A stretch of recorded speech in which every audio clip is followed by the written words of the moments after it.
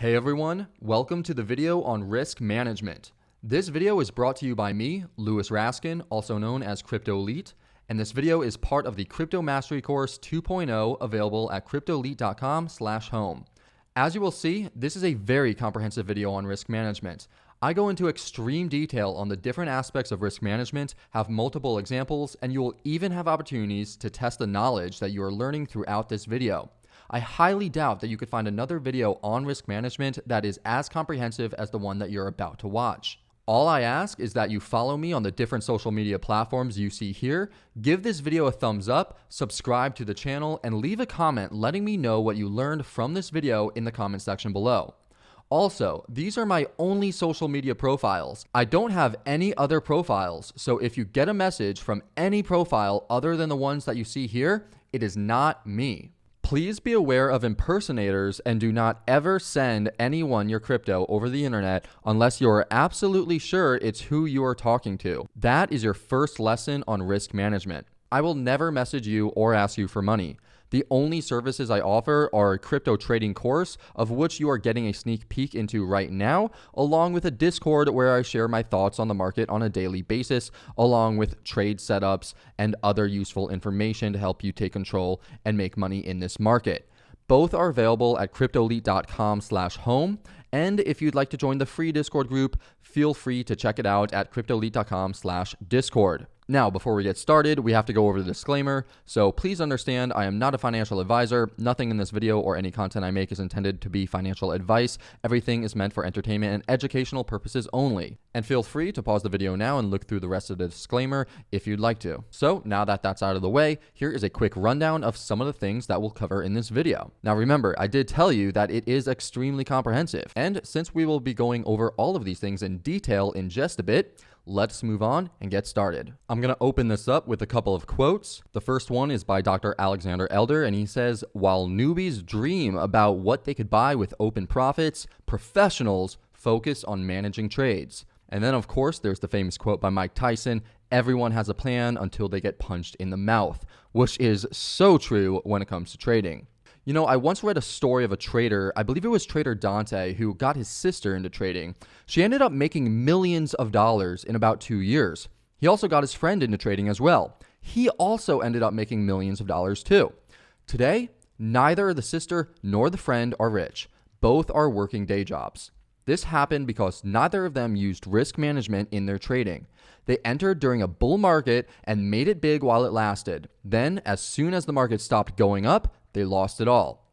This story is extremely similar to what happened to thousands of people in crypto in 2017 and 2018. In fact, one of the most popular crypto Twitter profiles shared the story of how in 2018, he went from $9 million in profit to negative $200,000 in debt and back owed taxes, which comes with possible jail time. Luckily for him, the crypto market did rebound and he made it all back and a lot more. But could you imagine if something happened in his life and he didn't make it back? Stories like these should show you not just how important risk management is in trading, but also how important it is to take your profits along the way and to know when you should be heavily invested in the market, aka more risk on, versus when you should be more risk averse or risk off. Maybe your profits in 2021 weren't millions of dollars, but I'm sure you can relate to these stories of being up substantially only to see your portfolio go down and down day after day as the market turned. Well, you could have prevented that with proper risk management, and that's what this video is all about. So if you resonated with that, you definitely want to watch this entire video through because this could end up saving you millions of dollars down the line. So now let's go into the typical scenario of a crypto wannabe fake quote-unquote trader. So when it comes to not using risk management, there's usually a 3-step process. You'll usually win a ton of trades, then you'll think that you're an amazing trader, and then you'll wipe out. I'm sure that when the market was hot and everything was going up, you felt like the guy on the left in this picture. However, I'm pretty sure that once the markets tanked, you might have felt like the guy on the right. And to be honest, you don't want to be like either of these guys. You want to have a level head. You want to be cool, calm, and collected when you are trading. It's about removing your emotions, about systemizing things. It's about putting on good, solid trade setups not getting too attached, especially not getting too attached to the P&L. I once heard a quote, I don't know if it's true, but I'm pretty sure it is, 90% of traders lose 90% of their portfolio within 90 days of trading. Don't be like that. Don't do that. Use proper risk management so you could stay in the game and be in here for the long run. Imagine this. You start trading crypto. Your first trade is a winner. Your second trade is a winner. Your third trade is a winner. You're feeling like a god at this point. You're unstoppable. You add more to your next trade and you win that one too. You're 4 for 4 and you're on top of the world. The next trade, you go all in because you've been crushing it. You end up doubling your account on your fifth trade. This is incredible, you think to yourself. You started with a few grand and you're already at tens of thousands of dollars. Trade 6 comes around, you see the perfect trade setup, and you throw your entire portfolio into this one as well. I mean, the last one doubled your account. The trade starts to go against you. You think to yourself, this is just a little correction. I just got in a little bit too early, but it'll bounce. Then the price bounces and you give yourself a pat on the back. You walk away and you wait for the price to hit your take profit. You come back to the chart the next day. Turns out that bounce was short-lived. After you walked away, it ended up coming back down to below your entry again. I'll just hold on to this one. It has great fundamentals. You hold. The price keeps moving down. The price is 8% below your entry at this point. You want to get out, but there's support just a few percentage below where the price is right now. It'll bounce there. Price hits support and stays there for a while. You wait for the bounce. Before you know it, the price dumps through the support. You wait for any type of bounce, but it never comes. The price keeps falling. You blink and you're down 40% on your entire account. You can't take it anymore. You're so angry at yourself. It's okay though, your portfolio is still up overall, so you decide to exit the trade, taking a 40% loss to your account. Then, seemingly out of nowhere, as if the market was just waiting for you to sell, the price jumps up 10% immediately after you sell. You FOMO back in. Before you could blink, the price nosedives back down 20%. It was a manipulative spike. They got you. Now you're down 60% on your entire account, and you're disgusted with yourself. You lost tens of thousands of dollars in a matter of days. How could you have prevented this catastrophic loss to your account? 2 words: risk management. Here we will take a deep dive into proper risk management, and you are going to learn everything you need to know so that you can protect your capital and consistently increase your account over time without ever wiping it out. Now, this video may possibly be the most in-depth video on risk management you have ever seen, so get out that pen and paper and be prepared to take a lot of notes. So the first question that we got to ask ourselves is, why even manage risk? Well, you should manage your risk because there is a 100% chance that you will lose significant portions of your account, if not your entire account, if you do not use risk management, or if you don't cash out and take your profits along the way. What you want to do is you want to protect your capital for as long as possible so that you could go as hard as possible when the time comes, which isn't really that often. You want to think of yourself as a risk manager instead of a trader when it comes to trading. If you understand the big picture, that's when it all makes sense. So speaking of the big picture, we need to talk about the ebb and the flow of the markets and how you could take advantage of the opportunities that the markets give you. As contradictory as this might sound, markets are usually very boring. In these boring times, you will most likely not make that much money. You might not even make any money. Heck, you might even lose money. Then, a few times a year, if you're lucky, things will happen that will give you the opportunity to make a significant profit. You must act quickly when these opportunities present themselves. The important thing to know is that you can only take advantage of these opportunities if you have the capital. So protecting your capital until these high probability setups come, that is how you can be a profitable trader year after year and take advantage of the big plays. You could be a riskier trader or you could be a more conservative trader. No matter what type of trader you are though, the fundamental rules will remain the same. Trading is really a special field because even though you get rich really quickly, there is a high likelihood that you can lose a big portion of your account. I've seen people make millions, if not tens of millions of dollars, and then blow all of it. It happens over and over again. You see, what happens with markets is that they're usually pretty boring, like sideways, or they're going down, and you usually make very little money, or you might even lose money. But then maybe 1 or 2 times within the year, there will be spurts of extravagant growth that you could take big advantage of, which will easily make up for all of the losses and then some. Most of the money that you make will be made in a very short period of time every year or possibly longer. In 2017, there were about 5 months that provided people with extravagant gains. In 2018, there was 1 month from April 6th to May 6th where you could make fairly large gains by buying crypto if you played your cards right. 2019, there were 3 months. For 2020, there were 3 months, October, November, and December, and that continued into 2021 until the crash in May. 2021 was an exceptional time to make life-changing gains. I'm guessing that since you're reading this, you didn't make those gains though. But guess what? The vast majority of people didn't either.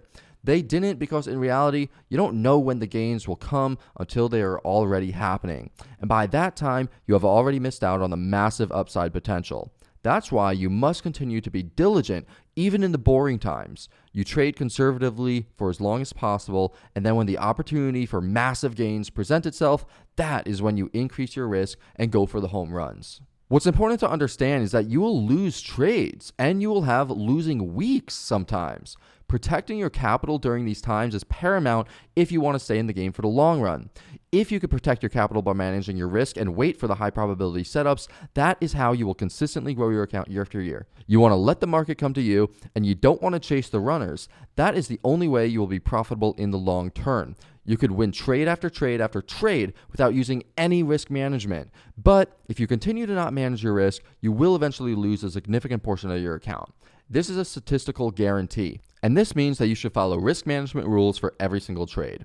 The thing about risk management, though, is that it's different for everyone. Some people accept more risk while others like to trade more conservatively. This completely depends on where you are in life, how much money you have, what responsibilities you have, and so many other factors. Whether you take on more risk or trade more conservatively should come down to what is happening in your personal life, where we are in the market cycle, the price of the asset, and your conviction of the trade or the investment. Wherever you may fall on the scale of risk management, the rules do remain the same though. You have your entries, you have your take profits, and you have your stops. Or under certain conditions, you determine that you won't have a stop. And so just to summarize this section, determine whether you want to be a more aggressive trader or a more conservative trader, then determine where we are in the market cycle, and if things are printing, go ham. And if things are rocky, preserving your capital is the most important thing that you could do. And of course, take profits when things get euphoric. Always have a plan and try to stick to it as best as you can. Now, before we get into the different parts of risk management in relation specifically to trading, there is an aspect of risk management you also need to know about called counterparty risk. Counterparty risk is the risk you take on that isn't directly involved with your trades. It is the risk involved with keeping your money on exchanges, in liquidity pools, on DEXs, and in other places that have a possibility of being hacked, lost, or stolen. Basically, don't keep lots of your money on sketchy exchanges. Spread your money on different exchanges in case anything happens to one of them, and be careful when dealing with things that seem sketchy. This is crypto after all. Additionally, if you have very expensive NFTs or other valuables, securing them with a hardware wallet is your best option. Personally, I do trust Coinbase, Gemini, and FTX, and feel comfortable keeping funds on these exchanges, but I would aim to limit my exposure on other exchanges because you never know what will happen. And the other thing to mention before getting into the technicals of risk management is the emotional component of counting your money before the trade is complete. Here's a great paragraph from The New Trading for a Living by Alexander Elder. It goes like this. A trader who counts their profits in an open trade is like a lawyer who, in the middle of a trial, starts dreaming on what he'll buy with his fees. That trial is still going on. His opponents are building a case against his client, and counting money will not help him win. Quite the contrary. It'll distract him and cause him to lose. An amateur who becomes upset counting losses in an open trade is like a surgeon who throws a tray of instruments after the patient on the table starts bleeding. His frustration will not improve the outcome of the case. So, be aware of counterparty risk and don't let the numbers on the screen during an open trade have any impact on your trade. Count the money only when the trade is done. Of course, that doesn't mean that you should never touch your trades, but don't touch your trades based on the P&L or profit and loss. Only adjust your trades based off technical analysis and what the charts are telling you. Now, let's dive deep into the technicals of risk management for trading. So, the different parts of risk management are your trading portfolio, your position size, your risk per trade, your stop loss, drawdowns and recovery, your risk to reward or reward to risk ratio, evolving are your overall win rate percentage and your win rate percentage for each particular trading style, the quality of your trade setup, and then there's also streaks and trading journals and a couple other things that we'll go over when going through all of these things. If you want, you could pause this video right now and you could read what the definition of each of these things are, and we will be going over them in more detail throughout the video. By understanding these things, you could be a profitable trader over time and hopefully never blow out your account. Along with all of the basic concepts of risk management, we'll also be going over a little bit of the advanced concepts of risk management, such as understanding the market cycles, market sentiment, and where we are, which basically means that you should adjust your targets based on the market sentiment and where we are in the market cycles. Better markets that are going up, obviously you want to have higher targets and be more risk on. If the markets are crappy, you just want to stay out or set low targets and rack up those small wins and be more risk off. Also, having the patience to wait for optimal setups is absolutely crucial. Hedging your bets is another advanced concept. You could also stay out of the market altogether, or you could go into another market, such as what happened in 2018 when the crypto market tanked, the weed market actually skyrocketed. So that was another way to sort of hedge your bets. You could cut a percentage of your position instead of all of it at a particular stop loss. You don't need to go 100% out at a stop loss. You could also add more to a position if the price moves down to lower your average buy-in price, which is very viable. A lot of people do that. Trailing your stop losses and trailing your take profits, another strategy. There's also having multiple stop losses or multiple take profits. You don't need to go all in or all out of each particular trade at one point. There's also having loose stops and stop loss timeouts, which are my savior, which we'll go over. And there's also a lot of other stop loss strategies. I think being very, very strict with your stop losses is preached very heavily, but at the same time, having the flexibility and the wherewithal and the skill to be able to move your stops depending on what the market is doing can be very beneficial. So the first thing that you should know about trading is that it could actually be very deceiving. You could do things wrong and you could win. For example, you could recklessly gamble your entire portfolio on a single trade and triple your account on a single trade. But over time, if you continue to do that, you'll end up wiping out your account and losing your money. The other thing about trading is that you could do things right and lose. In the long run, though, if you do things wrong for long enough, you'll always end up losing. It's much better to follow a set of good trading principles each and every trade than to gamble, even if you do get lucky, because you don't want bad habits to get ingrained in you. Definitely there's times to, go hard and to be super risk on and to take that chance and to really, really risk it. But most of the time, in fact, almost all the time, you really should be following good trading principles. And although ultimately we all want profits, the goal shouldn't be to profit. The goal should be to continue to make good trades, and then the profit will come. Profits come as a result of consistently putting on good trades. If you only focus on the money, you will probably make an emotional decision and you won't be executing right, and you'll probably end up blowing your account, or at least a large portion of it. And as a side note, this is actually a good parallel to measure the quality of your year. Just like how in life, you're not a failure if you fail to reach your goals, as long as you did everything in your power to work towards them. In trading, you aren't a bad trader if you lose money one day or even lose money for the week, as long as you're putting on good trades. Sometimes the markets just aren't in your favor. The key is being consistent and adapting. Also, if you could find a really good edge, you could limit the amount of times your trades lose money. It's also good to know that you don't have to trade all the time. Not trading is an option. In the beginning, you want to trade as much as possible to get the repetition down and understand how everything works. But once you get a hang of it, you really don't need to be in a trade every single day unless that's exactly what you want to do. Personally, I recommend not trading every day and instead swing trading longer term positions. They tend to be more profitable with a lot less stress. Really, the most important thing to do is to plan your trade and trade your plan. If you have a set of rules that you follow and you go through each and every time, you could plan everything out beforehand while you're nice and calm and relaxed. Then you could input all of the information for your trade into the trading software of your choice. Personally, the trading software that I use is called 3Commas, and I really, really, really recommend it. In fact, I would recommend not even trading unless you use 3Commas. That is how powerful it is. Because with the 3Commas software, you could connect your exchange to it so that you could put your entry, your stop loss, and your take profit all at once.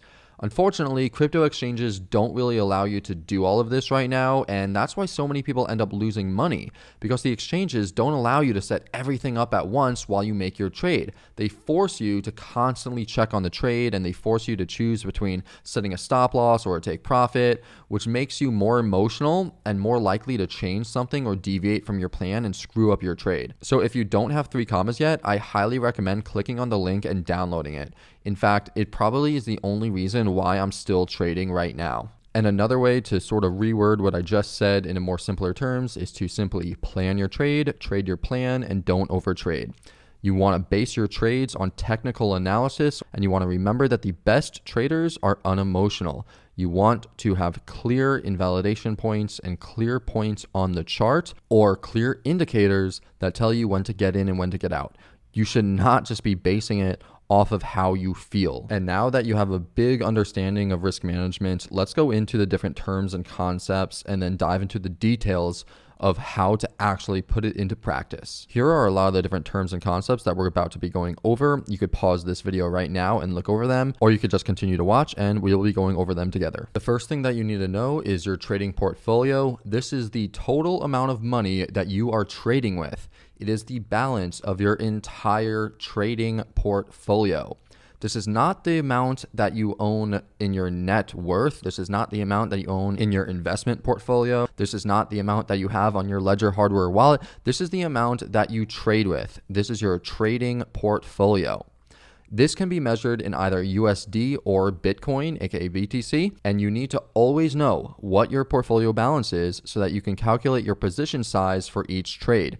You have to know what your trading portfolio balance is at all times, every time you enter a trade. The second term that you need to know is your position size. This is the amount of money, whether you're counting it in USD or Bitcoin, that you will put into your trade. Your position size is based on your total portfolio balance and your risk per trade and your stop loss. And that's why you need to know what your trading portfolio balance is at all times. And you have to dedicate whether you're trading in USD or BTC, because your position size, aka the amount of money that you're going to be putting into each position, requires you to know what your portfolio balance is, and it's based off of that. That's one of the components in the calculation.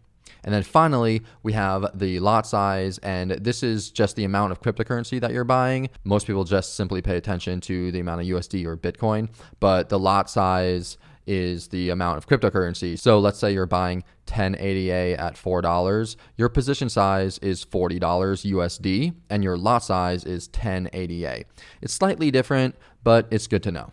Okay, so when it comes to actually putting on your position and figuring out how much money you should be putting into the position, obviously a lot of factors play into this. So of course, if you have higher conviction, then you want to be putting in a lot more, or if you have information that you know that makes the trade much more likely to happen, of course you want to put more into the trade. But it should all really start from a particular calculation, which we're about to go over right now. And so this calculation is for every single trade. And like I just mentioned, this is different than investing or going into a project that you just absolutely love, or that you have so much good information on, or that you just have super high conviction on. This calculation is for every single trade. This is for trading. And so this is what you do. You look at your portfolio balance in USD. Okay, then you multiply that by the percentage that you're willing to risk for your trade. Typically, this is 1 to 5% of your entire portfolio. Then what you do is you divide that number by your stop loss percentage. The equation goes like this: position size equals portfolio balance times risk percentage divided by stop loss percentage. And here's an example to calculate your position size in USD using a $10,000 account. Let's say that the pair is Bitcoin USD, your trading portfolio equals $10,000, and let's say that your risk for this trade is 2% and your stop loss is 4% away from your entry. Well, you have your portfolio balance, which is $10,000, times 0.02, which is your risk percentage, and then you divide that by 0.04, which is your stop loss. 4% for your stop loss is 0.04.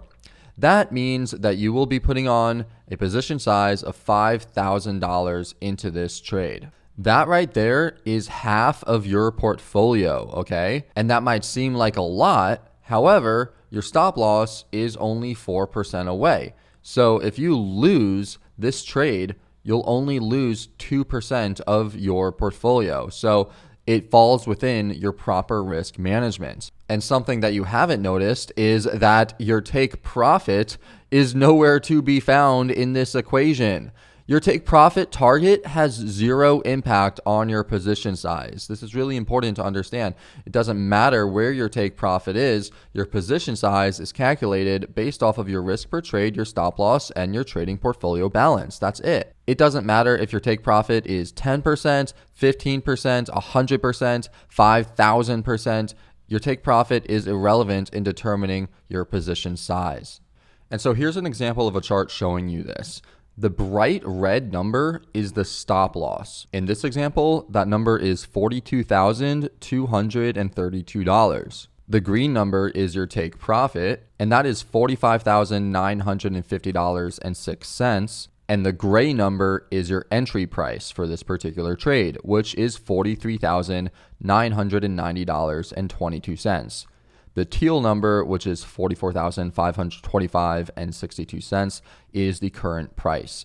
If you're only concerned with USD, then using the equation that we just went over will give you all the information that you need. If you need to find out how much Bitcoin that you will buy, you would just divide your position size by your entry price. If your entry price was $43,990 per Bitcoin, the amount of Bitcoin you would be buying would be $5,000 divided by $43,990, which would equal 0.1136622 BTC. So that's how you determine how much Bitcoin you're going to be buying if you are trading against Bitcoin. But what if you're trading against a different pair, or you're trading, say, Link against Bitcoin? Well, here is an example to calculate your position size in Bitcoin using an account with 1.2 BTC. So the pair is Link against Bitcoin. The trading portfolio account size is 1.2 BTC. Your risk per trade for this particular trade, let's say it's 3%. And let's say that your stop loss is 8% away. Well, 1.2 BTC, which is your portfolio balance, times 0.03, which is your risk percent per trade for this particular trade, divided by 0.08, which is your stop loss, equals a position size of 0.45 BTC.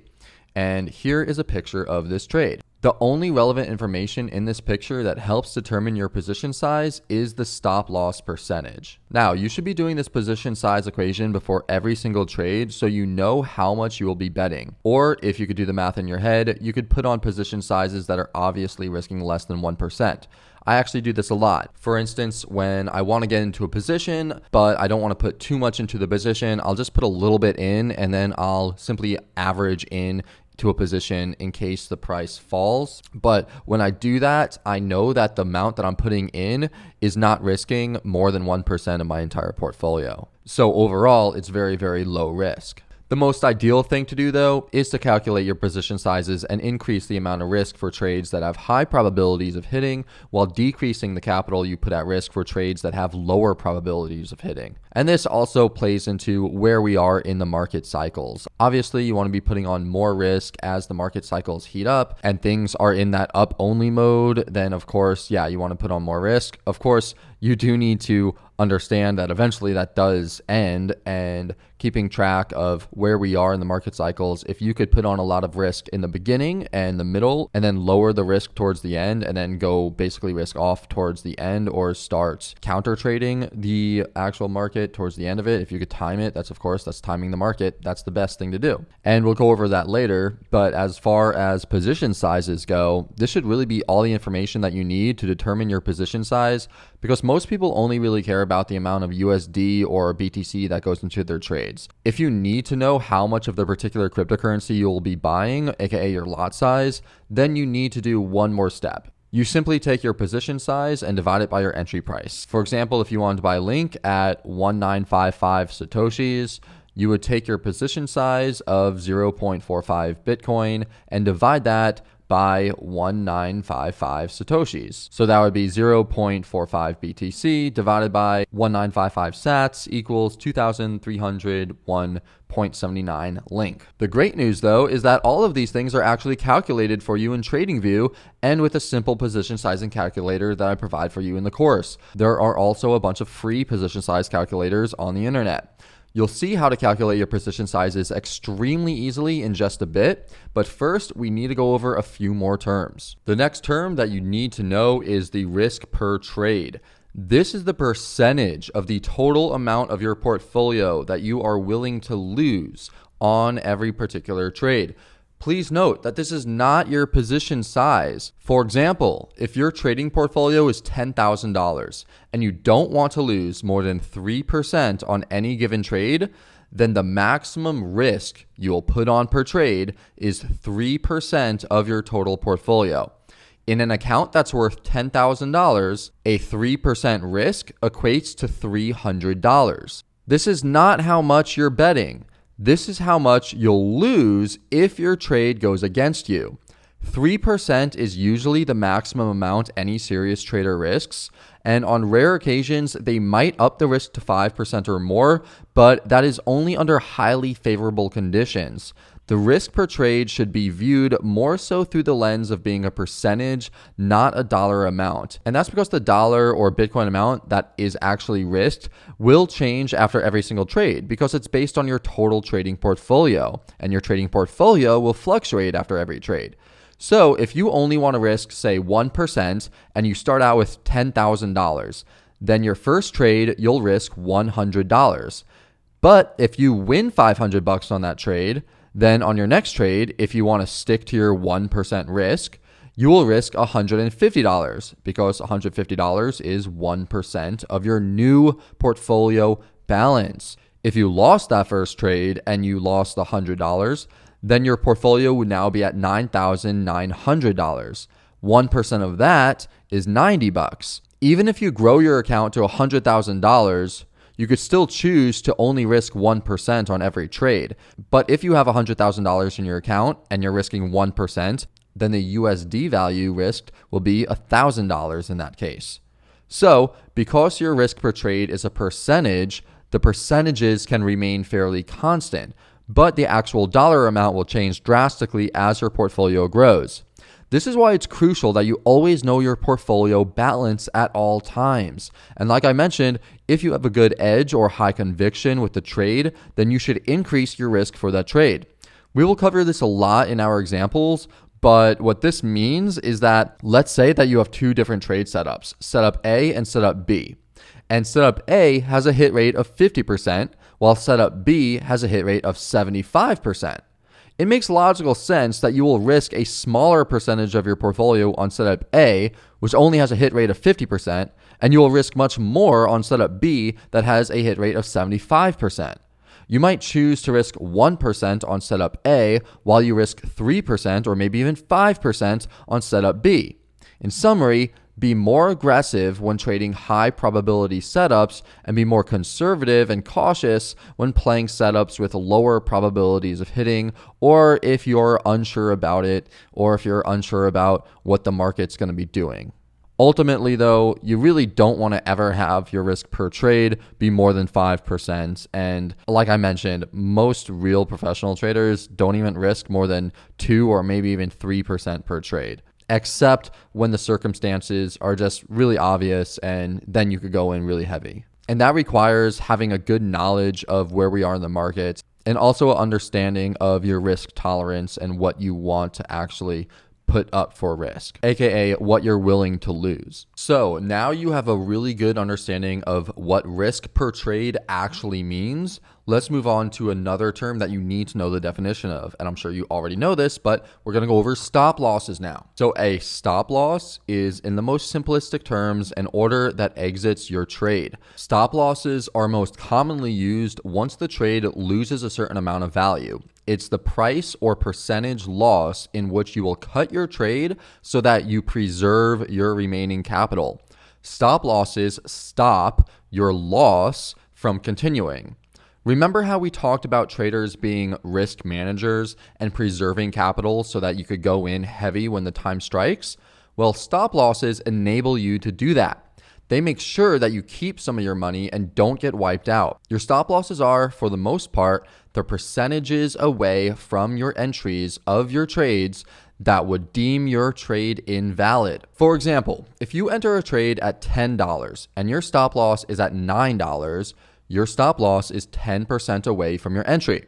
If you know that you'll get out of that trade if the price drops 10% below your entry, then you could determine the risk percentage of the actual trade. And we'll have examples going over this in a second, so don't worry about that. But the important thing to know right now is that your stop losses should be at levels where your trade idea becomes invalidated and doesn't make sense anymore. It shouldn't just be some arbitrary number. It needs to be based on the charts. Or if your trade is fundamentally based, it should be based on if the fundamentals change. I will say though that the vast majority of time, the charts will tell you everything you need to know and sometimes tell you things before the news even breaks. I can't even count the amount of times where I saw something so specific on the chart that it looked like weird or it just looked off, and I based a trade off of that. And then all of a sudden, a big news story comes out and the TA or the chart or the price action ended up actually playing out in the exact way that the news said that it was going to, or that the news came out and was basically the news was bearish. I saw in the charts that the price was bearish before the news even came out. Or I saw in the charts that the price was really bullish, and then all of a sudden, something really, really bullish happens. Like Michael Saylor buys like a ton of Bitcoin, or Elon Musk talks positively about Bitcoin or something like that. Like, it's really cool to be able to see in the charts price action occurring, and then all of a sudden a big news thing comes out and it lines up perfectly, or it lined up perfectly with what you are seeing. Because if you trade once the news comes out, you're probably trading a little bit late, or most likely you're trading late because the news is out, so then everyone buys or everyone sells, and then by the time you get into it, it could be late. That's why I like TA so much, is because I could see things before it happens. And of course, it's not guaranteed. There's always exceptions. And of course, you're not going to win every single trade, and it doesn't always play out. Sometimes there's good news and the TA plays out bad.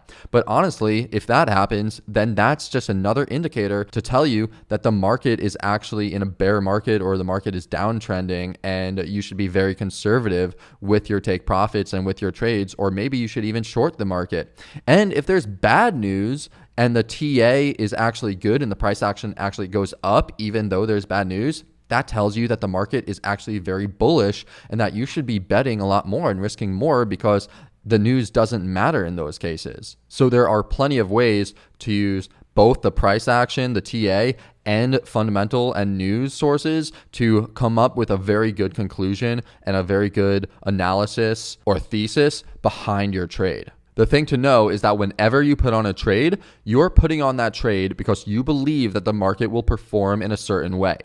If the market doesn't act the way that you expect it to, your stop loss will be there to get you out of your trade. Stop losses define your maximum level of risk. If you don't know your maximum level of risk, you simply cannot put on a real trade, because in order to know your position size, you have to know how much you are willing to lose if the trade goes against you. If you don't have these things defined in your trade before you go into it, then you aren't trading, you're gambling. Or you might be investing into a project for the long run. For example, Quant, I was buying that at 2, 4, 6, 8, 10, 15, 20. I've never stopped buying Quant Network because fundamentally, I very, very much so believe in the project on a fundamental basis. The same thing for something called Morpheus Network, MNW. I fundamentally believe in it, so I don't have stop losses on these because these are long-term investments. Of course, I also trade these coins, and for my trades, I do have stop losses, But for my long-term investments, I don't have stop losses. I simply just buy them and either earn interest on them, or what I actually do now is I will buy them, not set stop losses, and then once the price moves up to a big resistance, I will sell, and then I will rebuy lower, and I'll buy back everything that I sold plus more at a lower price, therefore giving me a better return on my investment than simply keeping it in an interest account where I'll earn 6% or 12% or something like that. And we'll be getting more into the details later, but right now, let's focus on stop losses. So here's an example of using stop losses. In this example, your thesis was that quant should remain bullish and bounce on the support.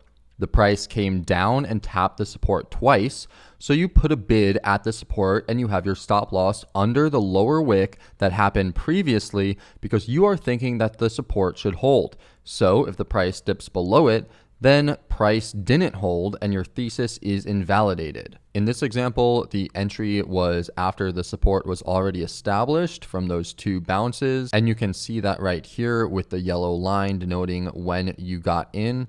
And your stop loss was underneath the wick of the support, which is denoted by the red line and number right here. Along for stop losses being used to sell your coins if you buy them and then the price goes down, you can also use stop losses to buy back your coins if you sell the top and then the price of the coin continues to move up, so you want to buy it back. In this example, you see massive selling, the price goes down and then comes back up into where the selling occurred.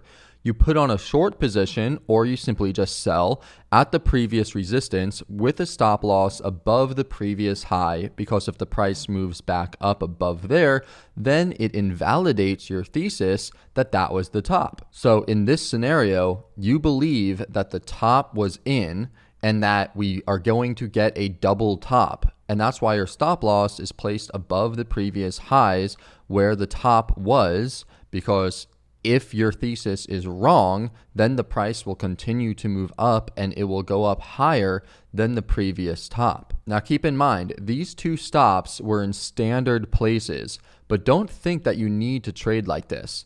You may have a totally different trading style and your stops might be different.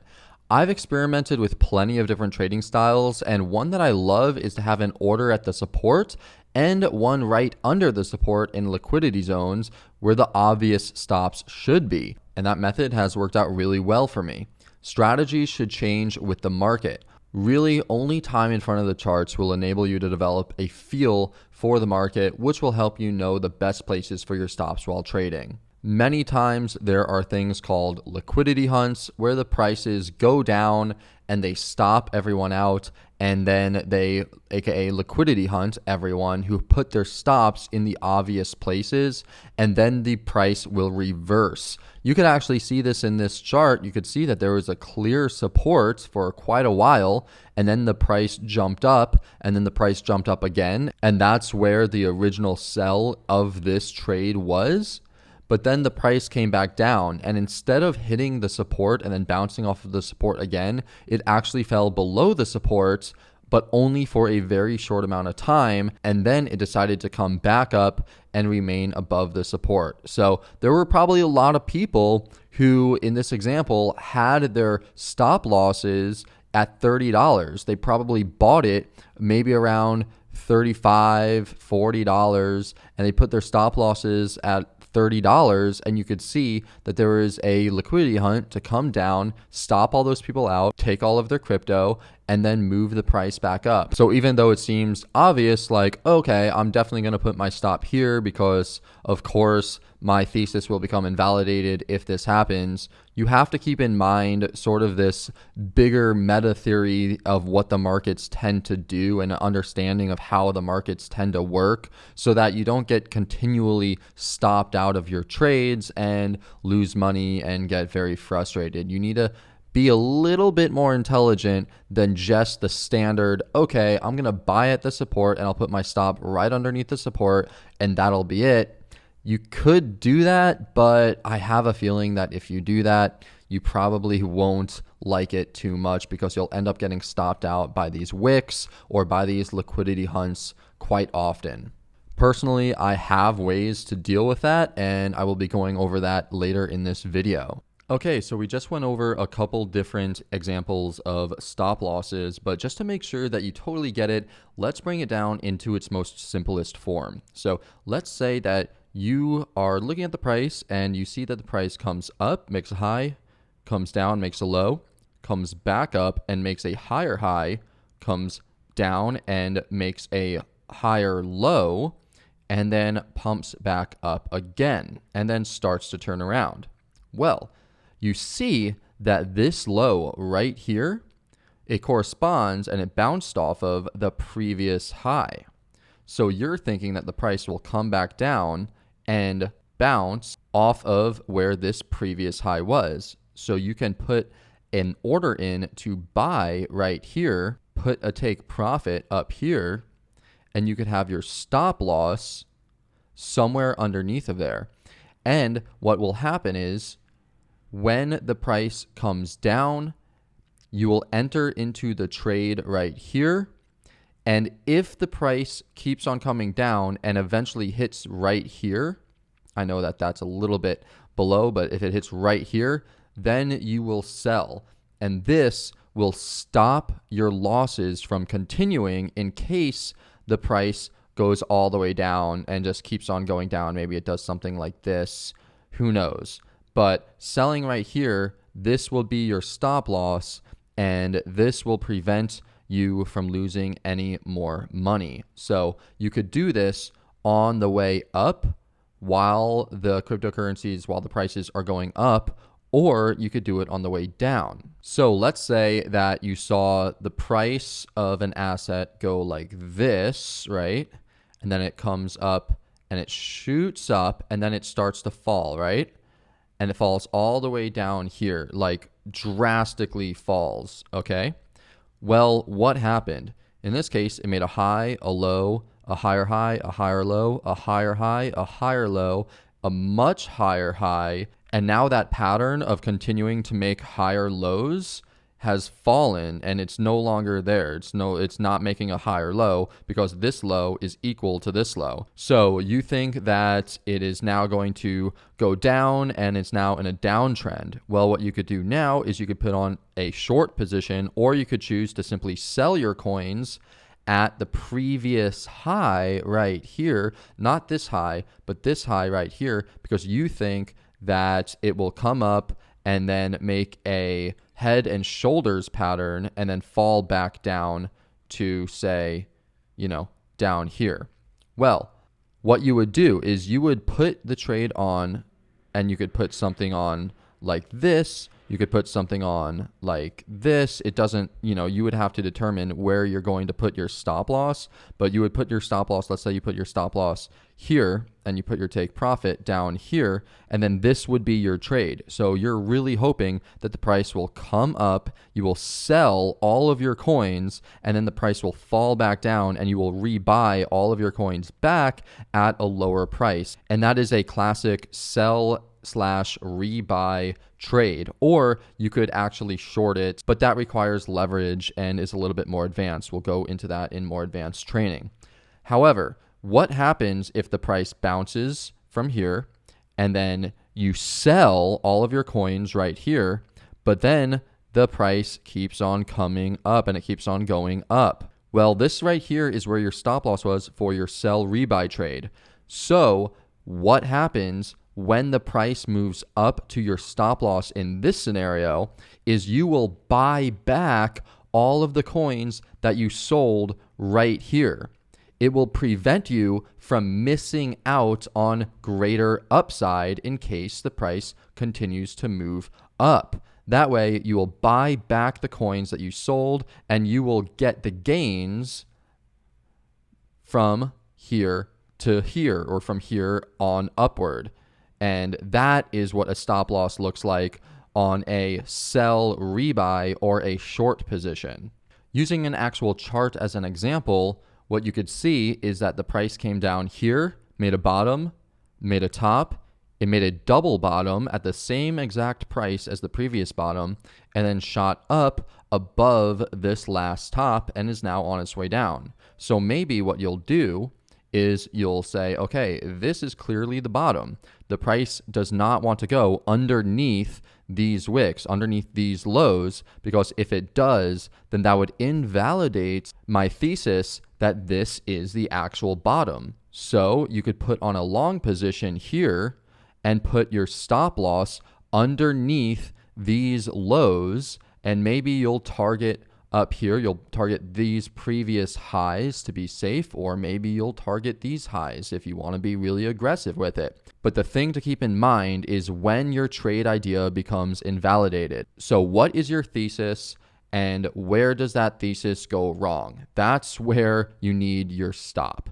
And like I said, a lot of the times this will be what's known as a liquidity zone. So people will see that a lot of stops will be in this area because this is very obvious that people will have their stops there because there was a low here and there was a low here. So most people will say, okay, well, this is clearly the low. So I'm going to buy here, I'm going to sell here. So I'm going to put my stop right underneath of it. So like I've mentioned before, a lot of the times the price will come down right into your stops or right below your stops, run them, and your stops will provide the liquidity for the whales and for the other players to buy your coins up before it shoots the price up. Now, we will cover how you could take advantage of this and how you could protect yourself from this in this video. But right now, the focus is strictly on stop losses. So this is the stop loss for a long position.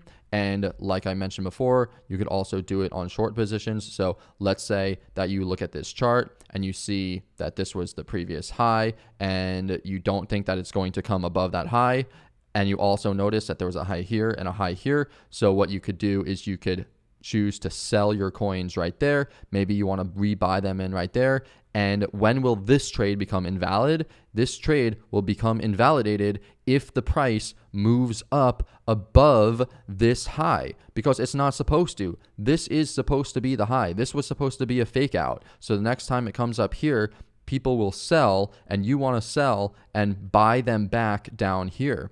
But if the price moves up here, then obviously this was not the high. This line was not the high and your trade thesis was wrong because the price obviously moved back up. So you want to get out of that trade, so you'll buy the coins back right here, which is made above here.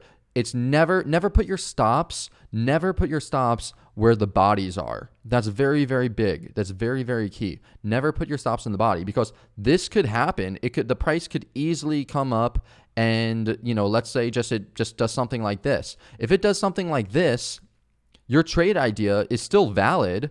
This is still, it's not the exact top, but this is still the top because it didn't go all the way above here. It did not go above this high right here. But if you have your stop loss set so close or at a place that makes absolutely no sense, you're going to get stopped out on the vast majority of your trades. So you need to have it at a place where it makes sense that it invalidates your trade setup, like up here, like above this high, not on the bodies. I would never, ever, ever put a stop on the bodies. And the same thing goes if I was, having a long position. Let's say I had the long position down here like before. I would never put my stop right here because this stop is on the wicks. And I would never put my stop right here because this stop is on the bodies. It makes absolutely no sense. So never, ever, ever have your stops on the bodies of the candles. Sometimes you could have it on the wicks, but you need to make sure that it actually makes sense. And now we need to go over a few more terms. So let's go over stop limit versus stop market orders. The difference between stop limit orders and stop market orders. First, let's go over a stop market order. Stop market orders are orders that let you set a trigger price to sell, or you could buy depending on whether you're long or short. If you're in a long position, a stop order will sell to protect you from losing more capital. If you're in a short, then a stop order will buy the asset back. As mentioned previously, stop orders should be used when your original trade thesis or reasoning for putting the trade on becomes invalidated. If you buy an asset and put on a stop market order, then you will simply put in a trigger price that will sell your assets at the best current market price once your trigger price is hit. It will continue to sell until you're out of your position. It's important to know that the asset can be trading at a lower or a higher price after your stop is triggered. And if you use a stop market order, you will be selling no matter what the price is. So it's important that you're comfortable taking on some unknown risks when using stop market orders. This is why whenever I create a position size, I always take a little bit off of that just to account for this variable within my stop, because I always use stop market orders. Now, one thing to keep in mind is that most crypto exchanges don't even let you put in trigger prices for market orders, meaning that if you click the market order button and then sell or buy, you will automatically sell or buy at whatever the current market price is. In our examples, we will be going over stop market orders that give you the option to set a trigger price for when they will initiate. If your exchange does not let you set up a trigger price for a stop market order, use 3commas.io and use that to trade, because you could set up trigger prices for stop market orders using the 3commas trading software. I will have links for that in the description below. So let's look at an example of a stop market order. Let's say that you want to buy Ethereum at $3,207 and your stop loss is at $2,996. Well, if you use a stop market order, then this number right here is your trigger price for your stop market order. And as soon as the price comes down and hits here, the $2,996.45, then your stop market order will be initiated. At that point, you will start selling your long position at whatever the current market price is. For Ethereum and these higher ranked coins, you most likely won't have any problem selling at whatever price that you chose to sell at. However, for coins that are not as liquid or coins that do not have as many coins on the market, you may experience something called slippage. For example, if the price happened to fall drastically below and drop, then what would happen in a stop market order is that your trigger price right here would get triggered. However, the current market price would be lower than your trigger price, and you would start selling into the buys below your trigger price. And you would be selling, you could sell at $29.58, $29.16, $28.70, and you could be selling all the way down into the buy orders that are placed down here. You will only sell into willing active market participants' buys when you use a stop market order. On the flip side, if the price comes down and hits your trigger order for your stop market order, and then the price actually jumps up, then you will be selling at a higher price than your market trigger order. And this is because market orders sell at whatever the best current market price is. The more volatile whatever asset you're trading is, the bigger the gaps can be between your stop trigger price and the price that you actually sell it at. And this would actually be a great case if it happened to do this, because you'd be selling it above your stop trigger price, and so you wouldn't have lost as much. However, a lot of the times that's not the case. A lot of the times the price falls even further and you end up selling it at a greater loss than what your trigger price was. So you have to be careful, and you have to take that into account when setting up your stops and when creating your position sizes and calculating how much you're going to be putting into each trade. Using this same setup, let's now look at a stop limit order. A stop limit order lets you set both a trigger price and a limit price. The limit price is the bare minimum that you are willing to accept for the sale of an investment, or the maximum amount that you are willing to buy. This offers more control, but your orders may not get completely filled. In this example, let's say the price came down, so you bought it at your entry, and then the price came down and it hit your trigger price. If the new price of the asset is above your sell limit, which in this case is $29.60, then your sell order will be filled. However, let's say that you're trading with substantial size, or you're trading a crypto or an asset with poor liquidity. And let's say that your trigger price was hit. However, there was a flash crash or a very substantial crash, and the price actually dipped below your limit price. Well, in that case, your limit price was $2,996, and the current valuation, the current market value of the asset is below that, then your sell orders will not happen. You will not sell your asset, and your stop limit sell order remains open. At this point, you'll have to wait until the price moves back above your sell limit for your order to actually sell.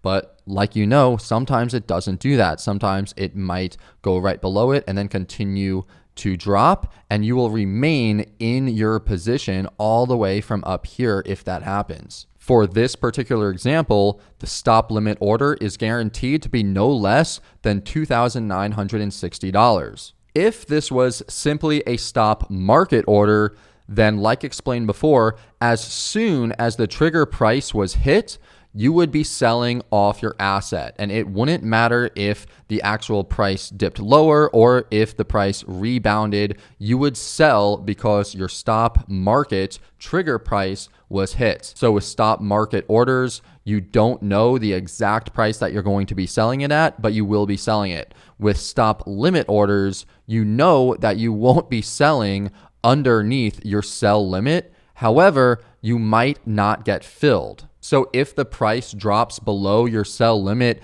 in a sell limit order, then you will not get filled on your limit order. Now, the example that we just went over was if you bought something or entered into a long position. However, you can also use stops for short positions or if you sell assets. So let's say that you see this price action playing out and you want to sell. If the price comes back up to right here, which is 3,384. However, you think that if the price moves up to above here, that the price will actually end up going up much higher. So you'll want to buy back in. You could use a stop for this, and this would mean that you would sell right here. And if the price moves up, you would buy back right here at $3,464 so that you wouldn't miss out on the gains that you believe will happen if the price happens to reach this level. Now let's say that you want to have this same example where you believe that the price will come up and then come back down, and you're going to use a stop limit order. In that case, your trigger price could be right here, which is $35.46, and your stop buy limit price would be right here, which would be $36.30. Now, in this case, if the price comes up and this is your limit order, then what you would do is you would sell right here. And if the price happens to come up and tag your trigger price, then it will start to buy back what you sold right here. And it will continue to buy back what you sold all the way up to your limit price of $36.30. So it will buy it back right here, or if the price got hit, if your trigger price got hit and then the price of the asset actually fell back down, then you'll just continue to buy and you'll buy back, at a better price. However, if you have your trigger price right here and then your buy limit right here, and the price of the asset surges up because someone just put in a huge market order, then the price will be above your stop limit buyback price, and you won't buy back any of the cryptocurrency or any of the assets that you wanted to buy back. And that's why I like to use regular stop market orders, or how they're used on 3Commas, which is the trading software that I use, conditional market stop orders. Now, on most exchanges, when you put in a market stop order or a market order, you will be buying or selling at whatever the current price happens to be. That is usually the way crypto exchanges like to work. And once again, that's another reason why I use 3 commas is because I could actually set in conditional market orders or conditional stop market orders. And that's actually a perfect segue into the next topic that we're going to be going over, which is stop loss timeouts. So now we're going to be going over stop loss timeouts, and these are really secret weapons. So the more you trade, the more you'll notice patterns of the price going straight into your stop loss and then reversing towards your original take profit. This will probably make you want to not use a stop loss because this happenstance is aggravating as hell. Well, you can't just not use a stop loss because then your account will be at risk of ruin, and you probably don't want to put your stop loss closer because that increases your chances of getting stopped out and losing the trade. But you also don't want to put it so far away because the further away your stop loss is to your entry, the more you will have to decrease the size of your trade. Here is a perfect example of what I'm talking about getting wicked out. This happens so much in the cryptocurrency market. Let's say that you see this forming and you see that there was the bottom here and then there was another bottom here, but you're thinking things are going to reverse. So what you want to do is you want to put on a trade where you will buy at the previous low. And you're not even just buying, up here, you're actually buying into the wicks right here. And so you determine that this is a good area to buy for whatever reason, and this is going to be your trade. And you're going to place your stop loss down here, well beneath the wicks of these trades. So you're trying to buy into the wicks, get a double bottom, and then hopefully have the price shoot up. So you're hoping that the price does something like that, right? Well, let's see what actually happened. So what happened is the price came down and you bought it, and then the price wicked down, which you could see right here. If I actually get rid of that, you could see that the price wicked down below your stop. It stopped you out, so now you're out of your position and you sold for a loss, and then the price moved up, and obviously it went to your take profit, and then it went above your take profit. This happens all the time. So how do you prevent this? Well, there's a lot of different ways you can prevent it. The one way you could prevent it is by simply not putting your stop in the order book and then just waiting until this candle closes, and then waiting until the next candle closes, and then waiting until the next candle closes, and just monitoring your trade and constantly monitoring your trades. And yes, that is one way to do it, but that is extremely time consuming. And I doubt 99% of you watching this right now want to actually do that. And if you go on vacation, you definitely don't want to do that. And if you have a job, then you probably also don't want to do that. And if you get in an argument with someone or you have a bad day, you might forget to do it. So there's a lot of reasons why you don't want to just simply neglect putting a stop in altogether. However, if you can monitor all of your trades, then sure, you could simply not put any stops in until the price action actually plays out, and then you can determine where you want to get out and what you're going to do in regards to your stop. However, there is an alternative which I have found to be much better, and actually much better for literally everything, just all around, and that is the stop loss timeout. So going back to the slides, let's just quickly go back over what happens in the first place. You're probably entering your trade where everyone else is, and you probably set your stop where everyone else sets their stops. Technically, it looks good. I mean, that trade that we just put on, it looked good. But a lot of the time, you will see the price wick down, take out everyone's stops, and then the price rebounds and shoots up. This is what we just saw. This happens when big players put in buy orders to absorb all of the selling where everyone has their stops. Then they sell their crypto at higher prices and immediately buy it back lower, absorbing all of the stops and shooting the price up. That area where it's super obvious where you should place your stop and where everyone else probably places their stops, that's called a liquidity zone. And this is because it provides liquidity for the whales to pull off the maneuver that we just talked about. One thing you could do is to place the entry of your trade inside of these liquidity zones so that you enter where the whales enter. Or you could place half of your trade at the technically sound entry and the other half in the liquidity zone. This is fine, but you'll be missing out on a lot of trades if you do this because the price doesn't always wick down into these liquidity zones. And so, like I've mentioned, after a lot of error, I found that using stop loss timeouts tends to produce the best results for my particular trading style. It might not work for you if you have a different trading style, but this is what works for me. So here's a quick explanation of stop loss timeouts. With a stop loss timeout, you set your stop loss, Then if the price hits your stop loss, the system will wait a specific amount of time that you set before it sells your position, depending on some factors. So if you set the stop loss timeout for 4 hours, then what will happen is the system will check the price 4 hours after your initial trigger price was hit. If the price is below your initial stop or your initial trigger price, then your trade will be closed at whatever the price is at that time. If the price moved back up and is above your initial stop loss when the system checks at the 4-hour mark, then your stop won't be activated and you will remain in the trade. So let's go back to the example that we just did. Okay, so you see this happening and you want to get in right here at the lows, and your stop is right here, and you're playing the 4-hour chart. You can see right at the top left, it says 4 hours. So you're playing the 4-hour chart. This is what a stop loss timeout will do. Remember, we already went over what a regular stop loss would do, and you would have got wicked out and you would have sold when the price came down here. But this is what a stop loss timeout would do. So in this case, you have your stop loss trigger price, just like how you have a normal stop loss trigger price, right? And your stop loss trigger would be right here at 29.60. However, you also set your stop loss timeout for just over 4 hours because, like we just mentioned, you're using the 4-hour chart. So it's always a good idea to have your stop loss timeout just over, just a few minutes over whatever time period you're using to conduct your trade. So if you're using the 1-hour chart to trade, then you probably want to have your stop loss timeout for just over 1 hour. If you are using the daily chart, you may want to have it just over 24 hours.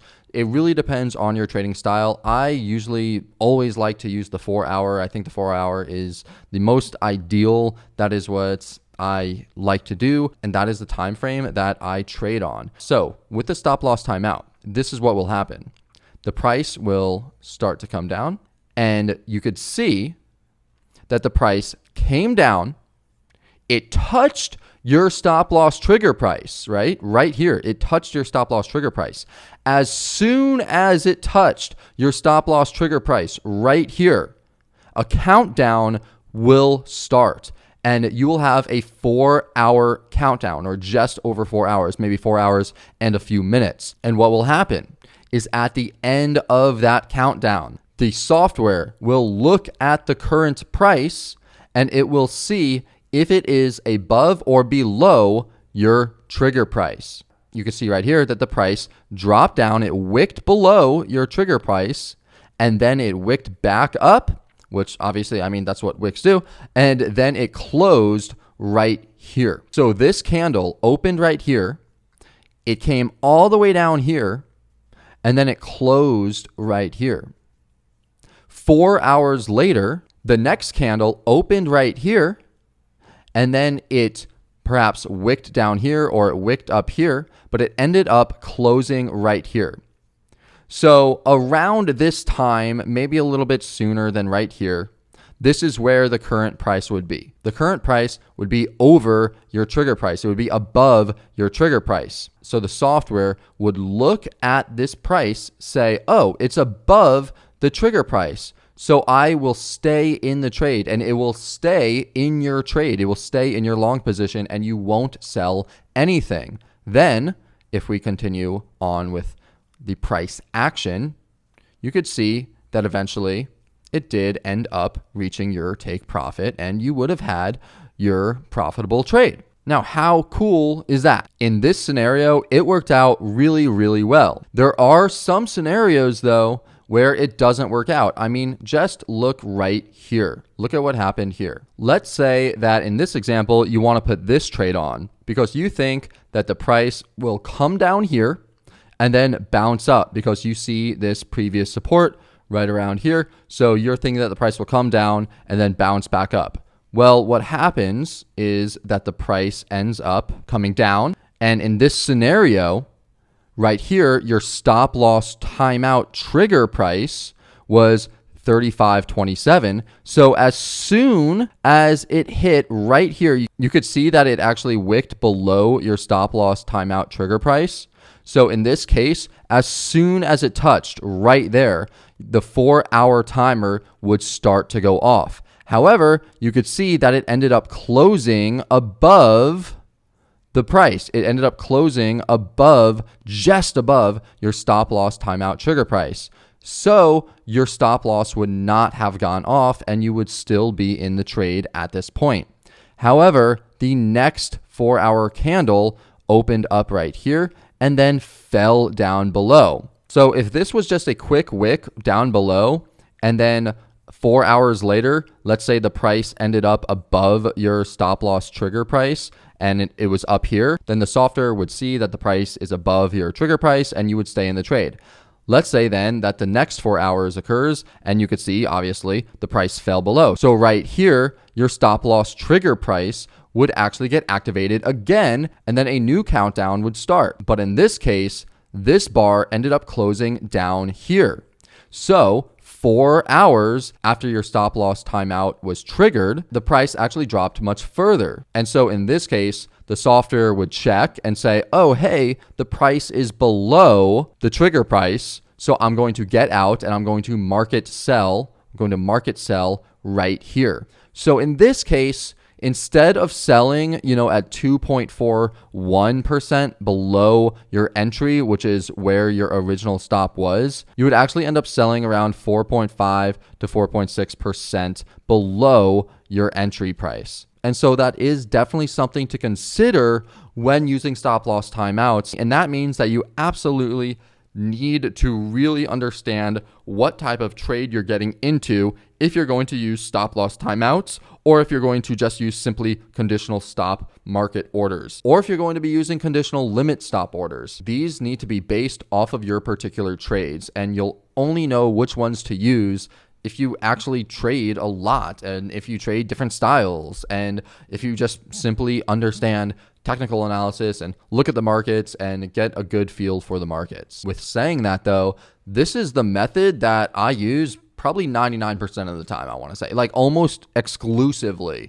This is what I do. And I do this because in the rare occasions where this happens and the price falls and I end up getting stopped out at even significantly less or significantly greater percentages than where my original stop loss timeout trigger price was, even in these rare occasions, the amount of times where a wick came down and I would have gotten wicked out, but instead the price moved up and I ended up staying in my trade because I had my stop loss timeout on, the amount of times that actually happened and it saved me from selling at a loss and I ended up winning that trade because the price ended up coming up and going to my take profit, those far outnumber the amount of times where the price falls and it falls drastically and I have to sell at a major loss. But once again, that's because I have a very particular trading style. I trade the higher time frames and I have a set time that I use. I use the 4-hour chart.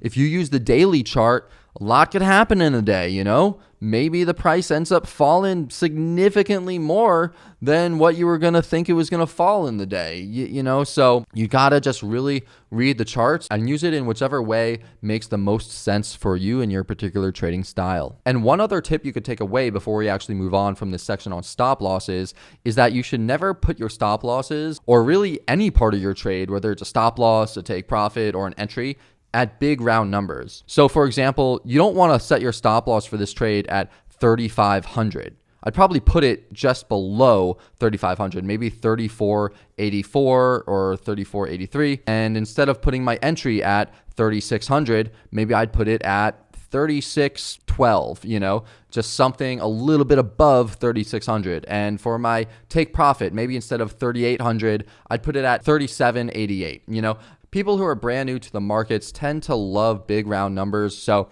it's just usually best to put it just below it, and you'll probably get filled a lot more often on your entries and on your take profits. And hopefully you will get stopped out a lot less. And just as a recap, you'll learn the top-down method soon, but what I do, like how I would actually implement this into my trading system is I would not start on the 4-hour. I never start on the 4-hour. I start on the weekly.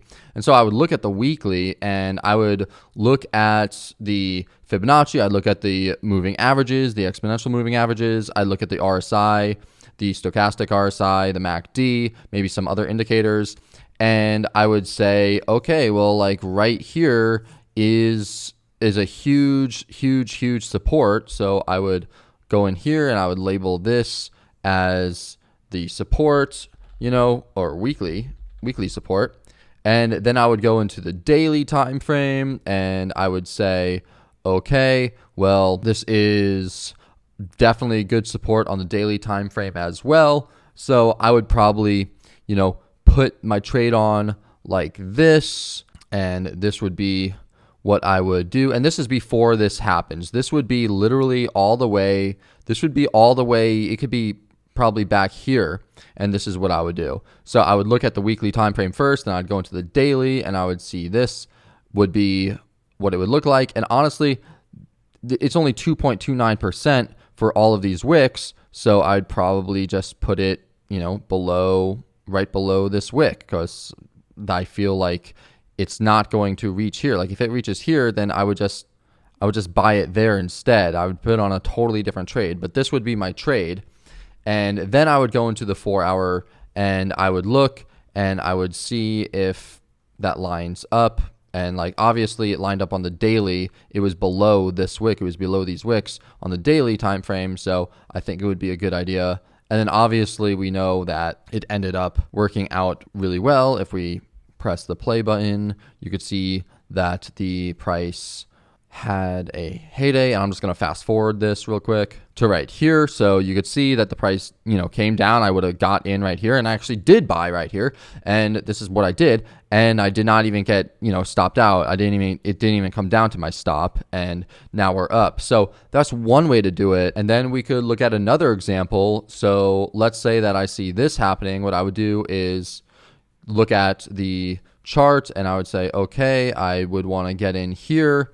And, once again, if I got in there, this is only 4.92%, underneath this wick, it's only 4.92%. So I would probably just put this on because it's underneath this wick. And, actually it's not underneath this wick, but it could be here or it could be here. The stop loss is still pretty close. It's not like it's all the way down here, it's not like it's double digits or anything. So I'd probably just put my stop loss here. But let's say that I wanted to put it right here. Well, what I would do is I would look at the 4 hour chart, right?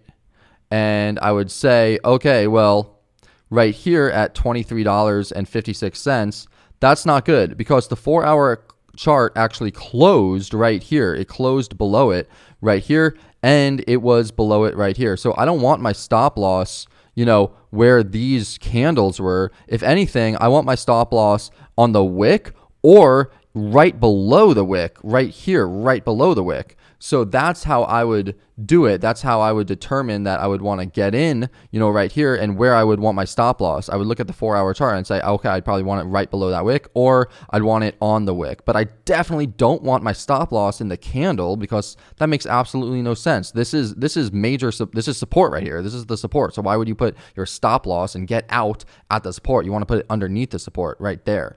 And then, if we press play and we fast forward, this actually makes for a really good case because look at this. If you were to have a regular stop loss right here, just a regular stop loss market order, you would have been wicked out right here. And if that didn't even wick you out, then you would have been wicked out right here, or right here, right here.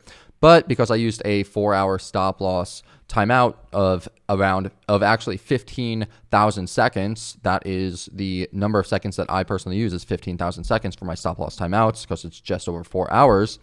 I would not have been stopped out because my stop loss would have been triggered right here, but then obviously it closed above there, and then it would have been triggered again right here. However, the price closed above again, and then it would have been triggered a third time. However, once again, the price closed above my stop loss trigger price.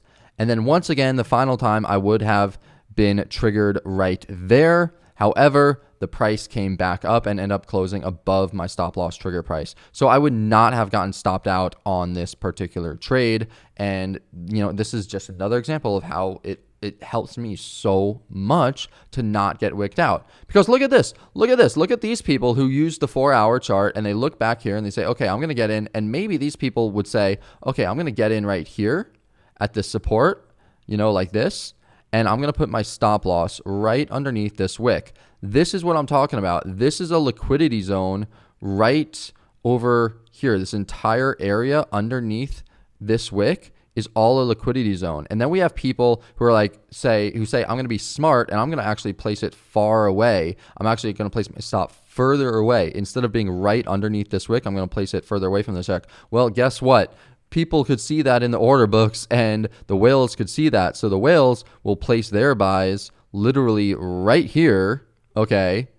And then they'll sell it, and then the bots and panic sellers will continue to sell, and the bots and all those people will sell down into your wicks. You'll get stopped out, and then the whales will buy it underneath you, and they will buy your stops, okay? They will buy your stops, and then obviously shoot the price up. And so this has been the introduction into stop loss timeouts, and you could do everything that we just went over if you are doing a long position, and you could also do it if you are putting on a short position as well. So for instance, you can see that this right here, let's say that none of this happened. So let's just go back like this.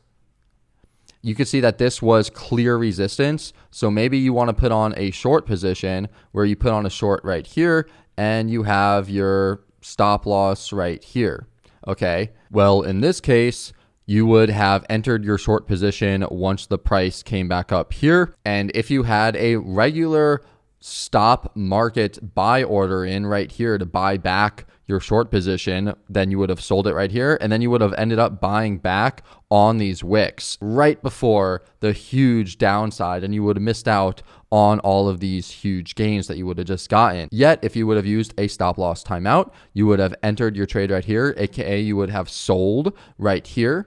And then your stop loss timeout would have been triggered on these wicks. However, the price never closed above your stop loss trigger price, and you would have remained in your short position, or those coins would have remained sold, and then the price fell, and you would have ended up buying all of them back right here.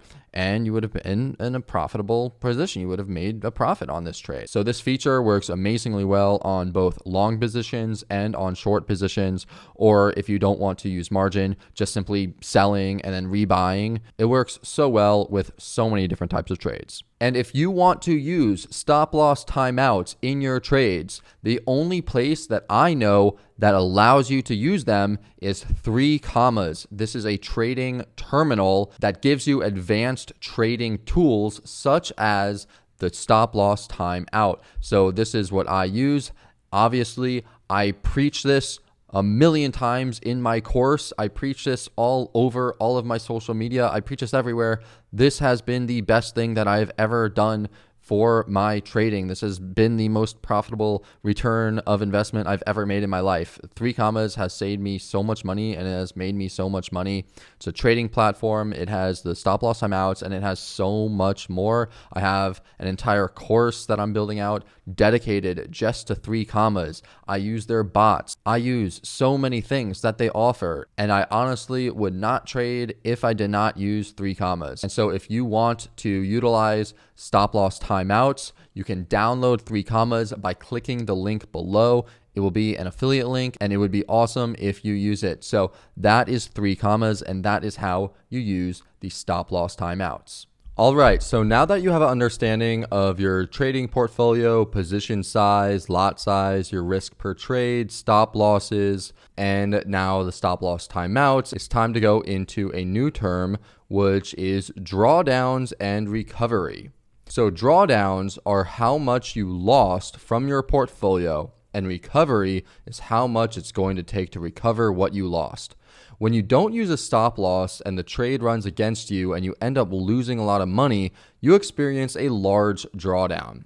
The higher percentage of your drawdowns, the higher percentage your gains need to be in order to recover and break even. As losses get bigger and bigger, the amount you need to gain back just to break even becomes bigger and bigger as well, except it becomes exponentially bigger than the amount that you lost. For instance, if you lose 20% on a trade, you need to recover 25% for it to get back to break even. It has to go up 5% more just to break even from a 20% loss. If you lose 40% on a trade, the asset needs to move up 66.7% in order for you to get out at break even.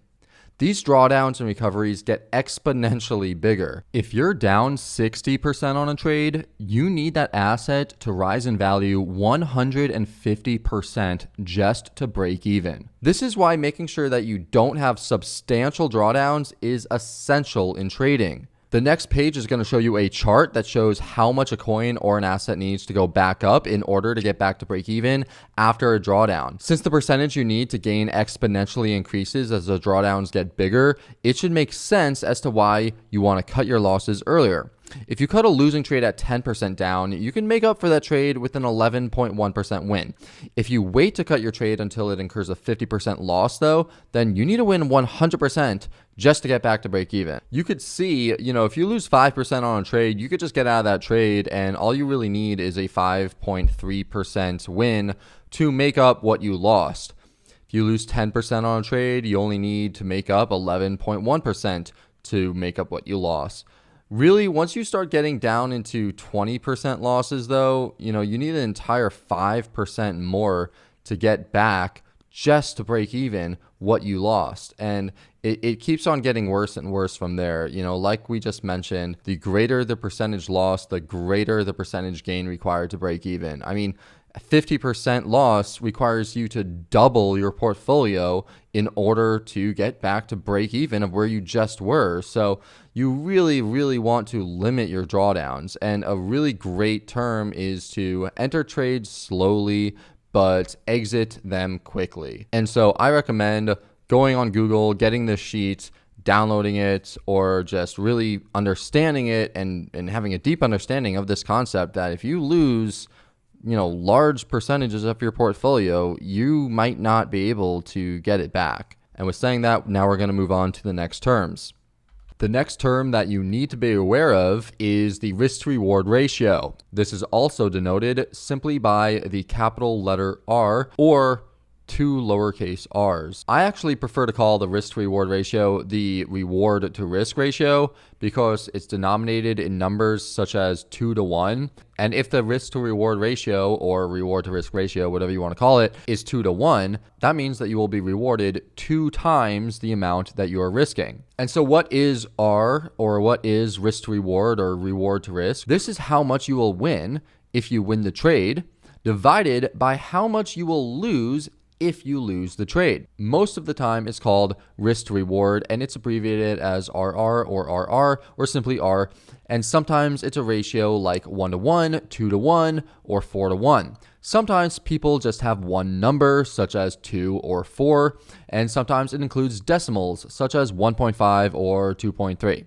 The RR is represented by the equation take profit price minus entry price divided by entry price minus stop loss price. As an example, let's say you want to buy ADA at $1. Your take profit is $2. Your stop loss is 50 cents. If you win, the price moves up $1 and you will gain 100%. If you lose, the price moves down 50 cents and you lose 50%. Using the equation 2 minus 1 divided by 1 minus 0.5 equals 1 divided by 0.5 equals 2. So your reward to risk ratio is 2 to 1, and you will win twice the amount compared to if you lose. Here's a picture of this example using the trading software TradingView. You could see that the entry price is $1, denoted in gray on the numerical side of the chart. The take profit is $2, denoted in green, and the stop loss is 50 cents, denoted in red. It also tells you that the RR is 2. The risk to reward ratio does not change depending on the currency. So you could calculate your RR using Bitcoin values as well. Using ADA against Bitcoin as an example, let's say that you have an entry price of 3133 sats. You have a profit level of 4,700 sats, and you have a stop loss of 2663 sats. Well, using the equation take profit price minus entry price divided by entry price minus stop loss price, we have the take profit, which is 4,700 sats, minus the entry price of 3133 divided by the entry price of 3133 minus the stop loss price of 2663. And that gives us a risk to reward ratio of 3.33. Okay, so now let's go into the reward to risk ratios and the effect that they have on your trading. Let's say that your reward to risk ratio is 1-to-1. The amount you win if you win is equivalent to the amount that you lose if you lose. What that means is that you need to have a win ratio of just over 50% if all of your trades have a 1-to-1 RR in order to not lose money. So let's just break it down with 6 examples. Let's say that you have an example portfolio of $1,000 and you're risking 2% per trade. That means that you're risking 2% of your entire portfolio every single time that you put on a trade. Let's say that trade 1 was a loss and you lost $20 because $20 is 2% of 1,000. So your new portfolio balance is $980. Well, let's say that you also lost your second trade. Your new portfolio balance is now $960.40. Let's also say that trade 3 is a loss because you just are not having a good day. Well, your new portfolio balance is $941.20. Now let's say that you continue to trade and you actually get a winner for trade number 4. Well, your new portfolio balance is now $960. You move on to trade 5 and you win. Well, now your new portfolio balance is $979.20. And let's say you do one more trade and it is a win for trade number 6. Well, your new portfolio balance is $998.78. Notice here that you lost 3 and you won 3, but your ending balance is $1.22 less than where you started. As we talked about before, the percentage required to get back to break even is always greater than the percent that you lose. If everything was even, and you put on 6 1-to-1 risk to reward ratio trades, then you would be at break even after an even amount of wins and losses. Basically, with an account size of $1,000 and you're risking 2% per trade, if you made a loss, you would lose $20. If you made a win, you would win $20. But as you could see, this is not the case. This is one way how trading is actually a lot harder and a bit more deceiving than it may seem on the surface. And also keep in mind that in this example, we aren't even taking into account the fees that you're charged for trading or any external costs such as software, taxes, or transfer fees. Now let's go over what would happen to your account if you had all of your trades set at a 2-to-1 risk to reward ratio. Well, if your RR is 2-to-1, then the amount that you win if you win is twice the amount that you will lose if you lose. This means that one winning trade with an RR of 2-to-1 will just about offset 2 losing trades with the same RR. So let's go over another 6 trades, 3 losers and 3 winners. Except this time, we'll have all of the trades have 2-to-1 risk to reward ratios. Once again, we'll start out with an example portfolio balance of $1,000, and we will be risking 2% per trade. So trade 1 is a loss, and now your new portfolio balance is $980. Trade 2 is a loss, and your new portfolio balance is $960.40. And trade 3 is a loss, so your new portfolio balance is $941.20. Now trade 4 is a win. Your new portfolio balance is $978.85. Trade 5 is a win. Your new portfolio balance is $1,018. And trade 6 is a win. So your new portfolio balance is now $1,058.72. Do you see the difference here? As the R&R gets greater and greater, you'll need less winners to offset your losers. For example, if you put on trades with only 4-to-1 risk to reward ratios, you could lose 4 of them, and then you will only need to win 1 trade to make up for the losses. So that means that you could lose 4 trades and win 1 trade to be in profit if your RR is 4-to-1, and you keep your risk the same for each trade. And there are many traders who have higher risk to reward ratios with lower win rates, and they could do very, very well. So when people hear the higher the reward to risk ratio that you have, the less trades it will take to offset your losers, this makes people think that the higher the RR, the better. And while technically this is true, the problem with this thinking is that usually the higher the reward to risk ratio, the less chance the trade has of actually hitting. You could have 50 trades with RRs of 30-to-1, but it won't matter if none of them actually hit your profit-taking targets. You just end up losing more and more money. Not to mention the huge psychological toll that has on your mental health, losing so many trades in a row. What is much more important than your risk to reward ratio is your winning rate percentage and the probability of your trade hitting. Your RR isn't the most important thing to worry about. If you're using technical analysis effectively, then depending on your trading style, your reward to risk really won't matter because your position sizes will take into account the risk that you are willing to take. And what I mean by that is just don't feel like you have to be forced to put on trades that only have risk to reward ratios of 3, 4, 5, 6, 7, 8, 9, 10, or like above.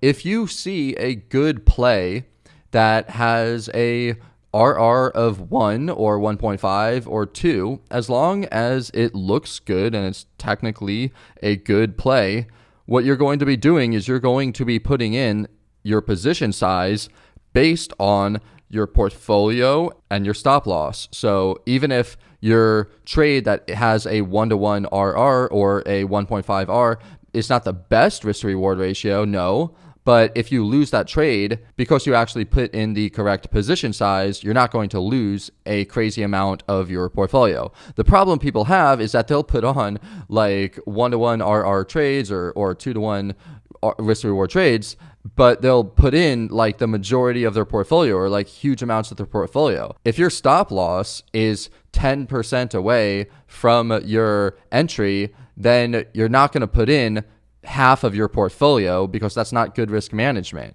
It doesn't matter if the take profit is, 100% away or 500% away. You have to go back to your position size and the position size calculator and put in the correct position size. And that determines a lot of things. So ultimately, you want to have higher RRs, but don't force yourself into trades just because you say, oh, I need to have this, risk to reward ratio of 5, or like, look at how good this risk to reward ratio is. If it's good and it lines up technically with what the chart is telling you, then by all means, absolutely go for it.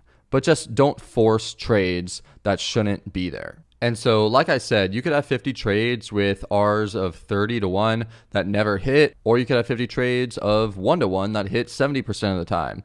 Even though the 30-to-1 RR looks better, the 1-to-1 RR performed better and made you more money. Obviously, you want to be looking at the market and try to put on trades with higher R. But there is a reason why I am sort of saying all this. It's because mentally, it could be really draining to lose over and over and over and over again. And that tends to happen with higher reward to risk trades. And it honestly is just so much better mentally to win more trades compared to losing multiple trades in a row and then hitting a really big one because your R's are so huge. And so we should put on trades that make sense technically and have high probabilities of winning. And I mean, if you're competent enough, you could put on trades with low hit rates if that's part of your strategy. There are definitely traders out there with win percentage rates under 30% who still make a lot of money because even though they might lose a lot of their trades, they cut their losses really early and their winners make up for all of their losses. However, I just don't recommend this strategy. I'd much rather take on a lot less trades that have higher win rates than more trades with a lower win rate. The key is really to find that sweet spot where you get a good reward to risk ratio and a high win rate percentage. So if you could find trade setups that have these two components, that is definitely something that you should milk for all it's worth. The ultimate dream for every trader is to find a trade setup or trade setups that not only have great risk reward ratios and high win rate percentages, but also are highly recurrent on the charts. Finding a high R, a high win percentage play that happens over and over and over again is a rare opportunity that you have to take advantage of if you are ever lucky enough to get it. And to help summarize some of the concepts that we just talked about, here's a sheet by Edgewonk that goes over many of them. So in the top left, you could see that the lower your average R value, the higher your win rate needs to be. And this is just to give you the general picture of the fact that if your average R is 1, then you need to win over 50% of your trades to be profitable. Remember though that your R is going to be different on every single trade depending on the trade setup. So this is just a general picture of the fact that the greater the R, the less you need to win. And the last thing that I just want to mention is that when I started to care more about the probabilities of my trades hitting, even if that means that I lowered my RR and gave my trades a little bit more leeway, that's when I saw my win rate percentage skyrocket. Now, obviously, this doesn't mean only take trades with 1 or 2 risk to reward ratios, but it does mean, don't be afraid to experiment and don't listen to people when they say you need to have R's over 3 or any amount for that matter, for every single trade that you do. Just find what works for you. And as long as you're profitable, That's all you need to know, and obviously experiment and keep on trying different things to see how you could get the best edge in your trading. The other key concept that you should drill into your head is that you should take your profits for your long trades at conservative levels when the overall market is in a bear trend, or you should short the pops instead of longing every single dip. And in bull markets, you could raise your take profit targets to increase your RR.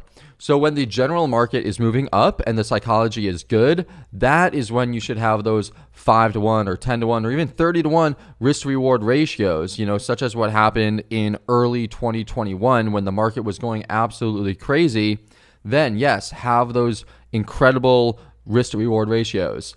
When things are uncertain, like nearly all of 2018, 2019, and 2020, and we're not just talking uncertain, but also bearish, then you should really be taking your profits for your long trades early, or you could simply invest for the long term and don't really touch them, which is a great strategy after things dip 60 to 80% for fundamentally sound projects. But if things are going down and the market's very bearish, then you don't really want to be, putting on these trades that have super high risk to reward ratios, or these trades that have these take profit targets very, very high up, because things are going down. So it makes sense to go with the trend. Also, you need to track your win rate, because that's how you're going to know whether or not your trading strategies are worth it.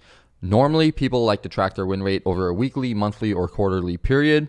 And you should definitely be tracking your win rates, because you want to see what strategies that you're using are working, because that is what will help you determine how much you want to risk per trade. If you have a strategy that has an 80% win rate, you're obviously going to risk a significant amount more money than compared to a trade that has a 40% win rate. So it's up to you whether you want to be the type of trader who makes a lot of trades with high RRs so that you can lose a lot of them, but also make everything back plus more on a single win, most likely having a low win percentage rate. Or if you want to be the type of trader who makes less trades with lower RR, most likely having a high win percentage rate. That is something that you have to figure out over time.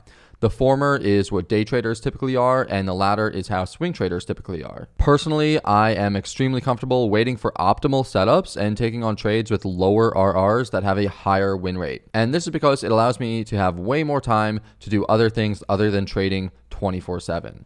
Okay, so now that you have a good understanding of reward to risk ratio, or R, we should talk about evolving R. So when you first put on your trade, obviously the R is set. And as the trade progresses, you can manage it using something called evolving R. It's basically just managing your trade. You should be careful with this because it can lead you to closing out your trades too early.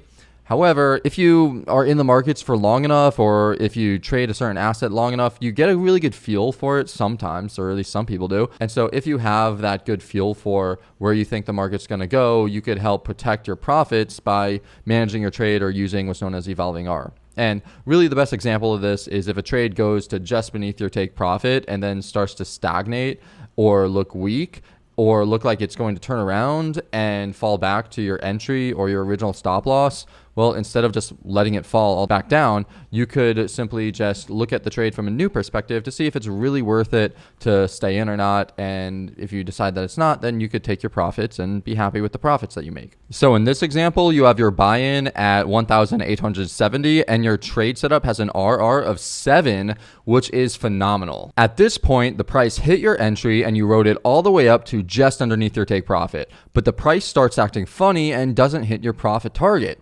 What should you do? Well, if you use evolving R, you could calculate your RR and clearly see that you should take your profit. So what this is doing is setting a theoretical trade at the current price, keeping your original stop and take profit the same. In this example, the price stopped under 1% from your original take profit. If you were to put on a trade from this position, it would have an RR of 0.02. That is clearly terrible and something you would never do. Even if you raised your stop to a new invalidation level, which is, say underneath the most current low, it still wouldn't be worth staying in this trade. If you would have stayed in this particular trade and not managed it, you would have ended up giving back all of your gains and wasting nearly a month just waiting as the price came back down to stop you out at your original stop. That is absolutely infuriating when that happens, and I have been there. So What does this mean that you should do? Well, while set your trades and forget them and plan your trades and trade your plan are two sayings that I love to preach, the third one I'd like to add would be manage your trades so you don't give back all your unrealized profit.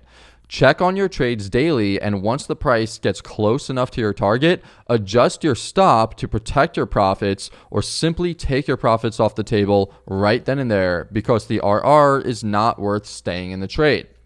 Please note though, you should only move your stop in the direction of your trade. You should never move your stop even further away from your entry to give yourself quote unquote more room unless your position size is small enough to allow it and it doesn't go against your max risk per trade. You entered into your original trade for a reason. Stick to it. If the price goes up, it's okay to raise your stop on a long position. Although honestly, I would not get too comfortable doing this and I wouldn't do this for every single trade. It's really on a trade by trade basis. Usually, you enter into a trade at a significant level and you exit a trade at a significant level. Everything that happens in between those two levels is chop. So unless it's extremely close to your take profit and you're worried about the price moving back down, I would probably leave my stop alone for the most part.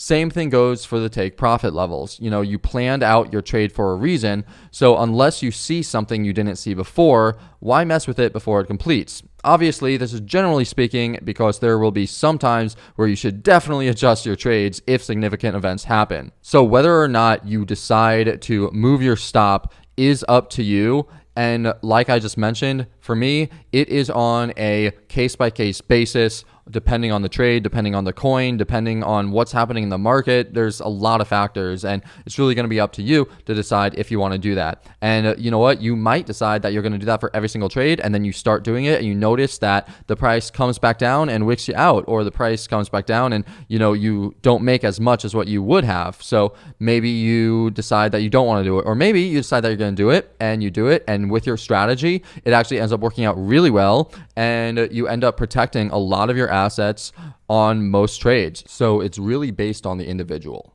All right, guys. So we are going through the different terms and we are well on our way to getting through all of them. The next term on our list is the overall win rate. And this is the percentage of total trades that are winning trades.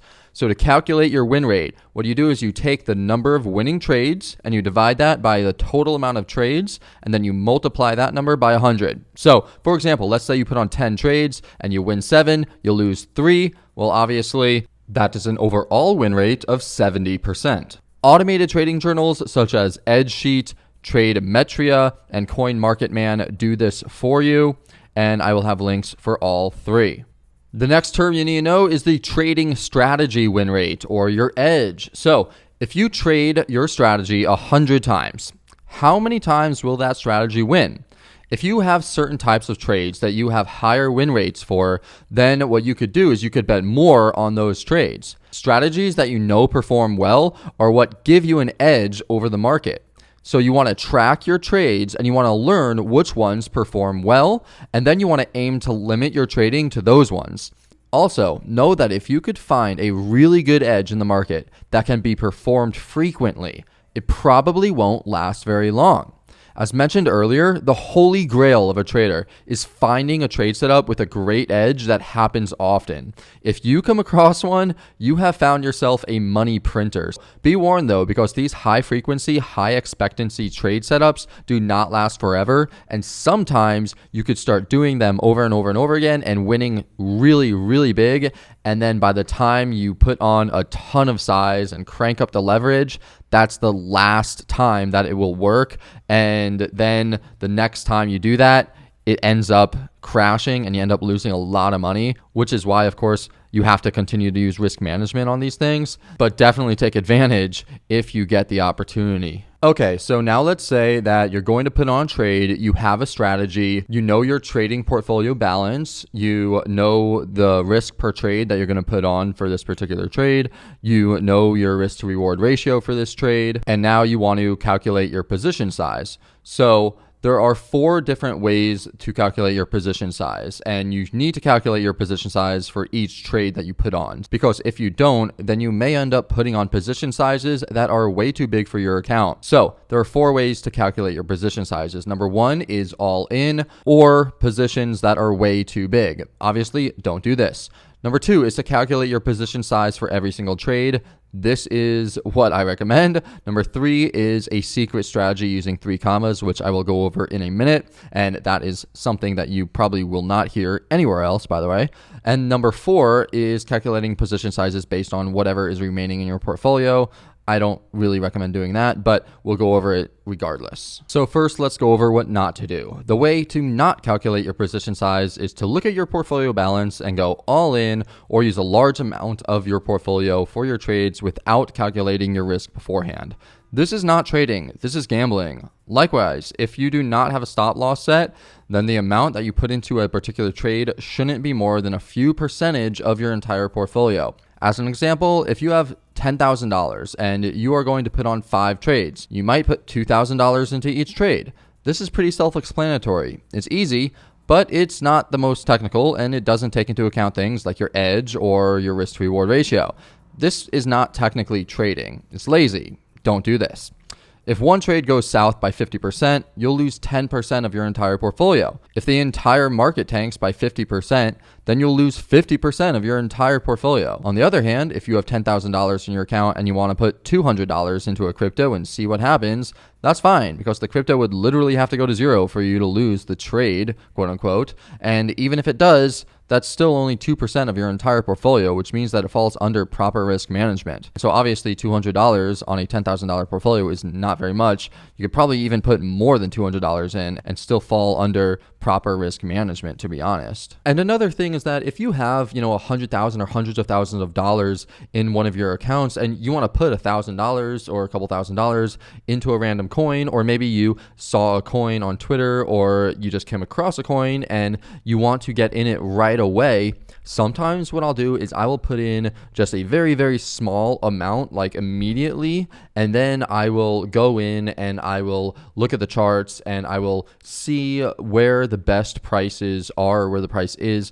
to get into it for real. And that way it sort of takes care of that big urge that I think a lot of us get to FOMO into projects and to just throw so much into projects. Sometimes I'll put a very, very small amount in if I see something that looks really, really good, or people are just like talking a lot about it. But whatever I put in is never going to be enough to do any type of damage whatsoever to my account. And always after I put it in, I'll go in and I'll look at the charts and I'll actually calculate a real trade to actually go in. And that helps a lot with the emotional and the psychological part of trading and seeing these coins that you'll see all the time when you're in the cryptocurrency space, where you just want to get in so badly. So that's actually another option, and it could actually help end up saving you a lot of money, because you won't get that psychological FOMO, or you won't get that distress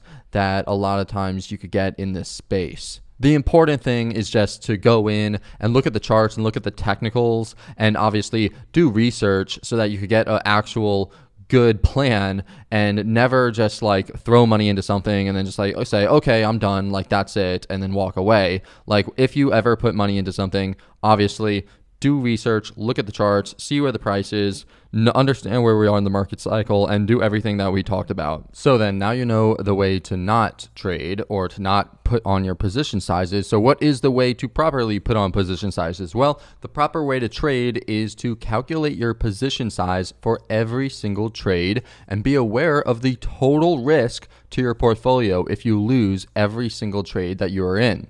You do this by inputting some data into a trading calculator every time you go to put on a trade, and keeping a tab on your total portfolio risk. You have to know what would happen if all of your trades were to hit their stops. You need to come up with a number that you are comfortable with in case this scenario happens. You should only risk 1 to 5% per trade. But what if you risk 5% on 5 trades and they all get stopped out? Can you manage losing 25% on your entire account?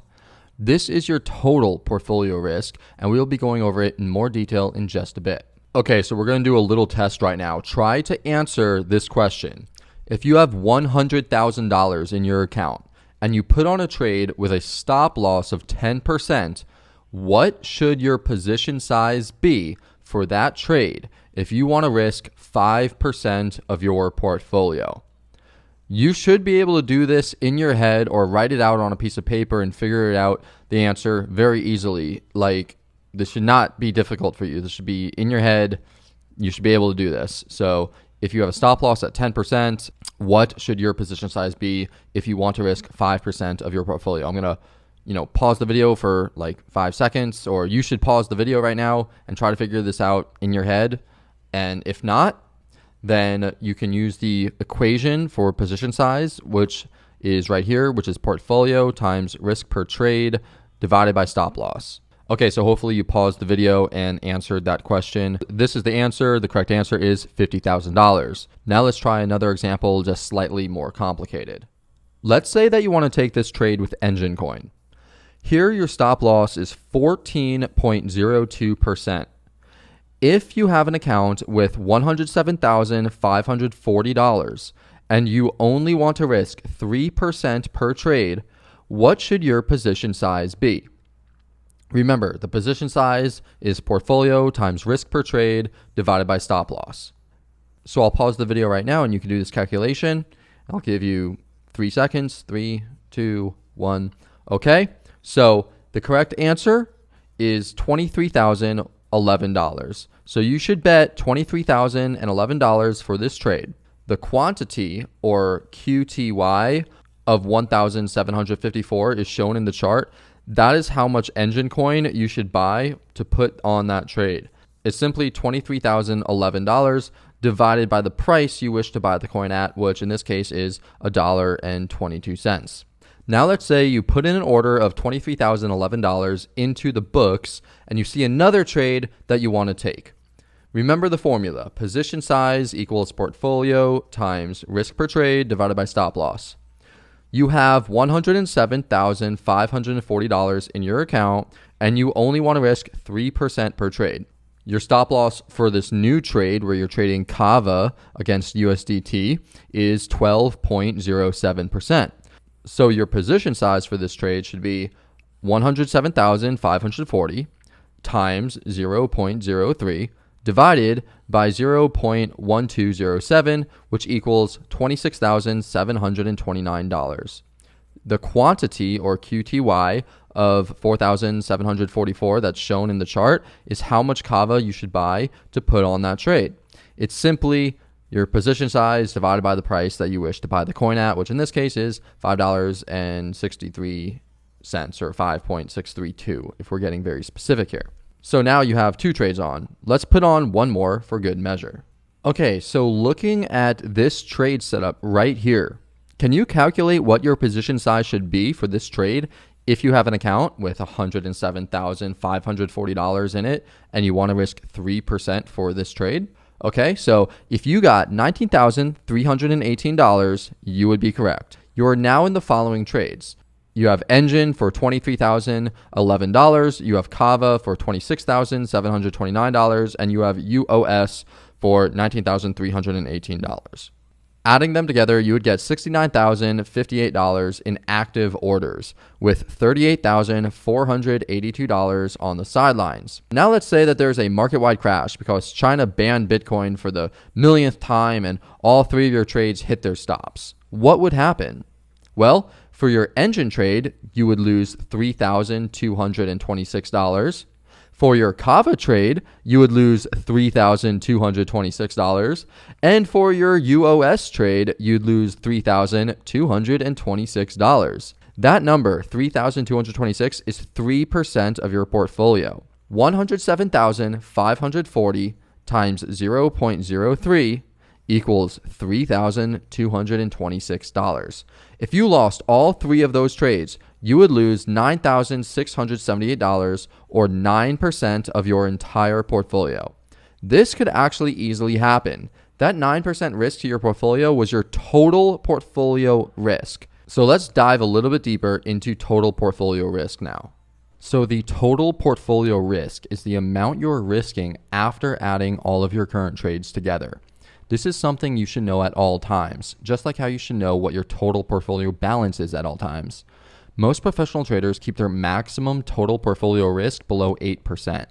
Personally, I keep mine much higher, but I am okay taking on more risk. The maximum total portfolio risk should vary depending on the market and your personal strategy and risk tolerance. Typically, the more bullish the markets, the higher the number. In uncertain circumstances, this number should be lower. If my trades had lower hit rate percentages, I would drastically lower the maximum total portfolio risk that I take on.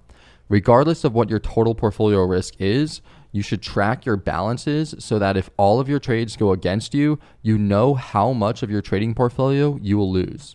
A good rule of thumb is that if you hit your maximum total portfolio risk, that you should take a break. Many professionals have a rule that if they lose 68% of their portfolio within a month, they stop trading for a week.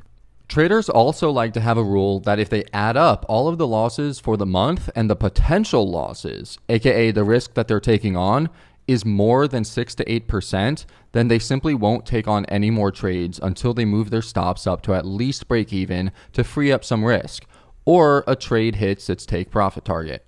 This is using the concept of available risk to determine if you have enough risk available to take on a new trade. Since this is crypto, I am extremely aggressive and sometimes have a total portfolio risk between 10 to 20%. If I'm in 3 trades for 3% risk each, I can only risk 1% in my next trade. Otherwise, I will have a total portfolio risk over 10%. That means that my available risk for my 4th trade is 1%. If I raise my stop for one of my trades to at least break even, then I have eliminated the risk of that trade and my available risk would jump from 1% to 4%.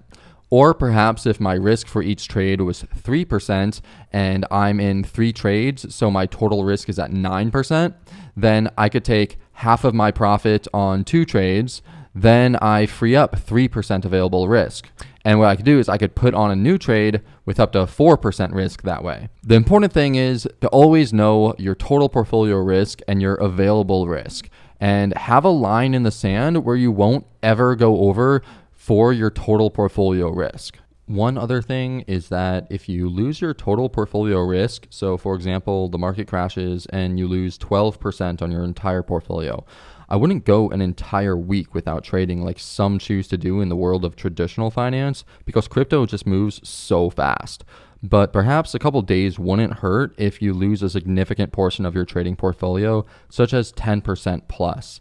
And even just saying this out loud right now sort of seems ridiculous, knowing what I know and how most people trade cryptocurrencies. Like 10% plus is not that much in the land of, or in the world of crypto, but you have to get to this level. If you increase your portfolio balance like drastically and you get into the 7 or you get into the 8-figure range, then it's like you want to have portfolio risk at 10% max, because then you're really getting into big numbers. You know, if you only have $1,000 in your account, then yeah, you need to take on more risk to really grow your account for sure. But once you start taking trading extremely seriously, then these are the numbers and the ranges that are recommended. So basically just regroup and come back out with a fresh set of eyes whenever you lose a large portion of your portfolio, and just take calculated trades. Don't revenge trade, and don't put on too much risk onto your account in hopes of making everything back sooner. You know, there's the meme that says, I'm going to make it all back in one trade. Like, I recommend not doing that. Or at the very least, just lower your risk per trade to 1% until you think you get a good read on the market. And then you could, you know, come back and increase your risk per trade back up to 3, 4, or 5%. Okay, so let's do an example going over your total portfolio risk and available risk.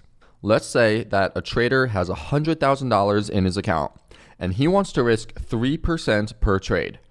His total portfolio risk is 10%. So he puts on trade 1, where he puts 3% of his equity at risk. The next day, he sees 2 more good trade setups, and he puts 3% of his equity at risk into each trade. A few days goes by and he sees another trade set up, trade 4. This trade looks absolutely perfect. The question is, can he take the trade and risk his usual 3%? No. His total portfolio risk is 10%. He is already in 3 trades and risking 3% on each of those trades. So his available risk is 1%, which is the total portfolio risk minus the risk that is in the trades. Knowing this, how much available risk does he have to use on trade 4? Well, the correct answer is 1%. He could put on a trade, but he can only risk 1% of his portfolio to stay within his 10% total portfolio risk tolerance. If he puts on trade 4 and then the entire market moves against him, he will lose 10%, which is what he determined he was comfortable with. Okay, so let's say that he puts on trade number 4 and he risks 1%. Then a few days goes by and his first trade, trade number 1, starts going very, very well. The crypto has a huge move up, so he decides to raise his stop for that trade up to break even. What's his current available risk now? The answer is 3%. He was maxed out at 10%, but once he raised trade 1 to break even, that brought the risk from that trade down from 3% to 0%, lowering his total risk currently used from 10% to 7%, freeing up 3% for a new trade.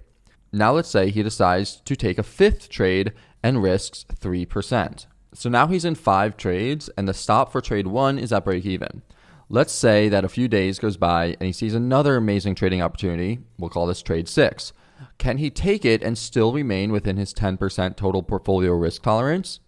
Well, the correct answer is no.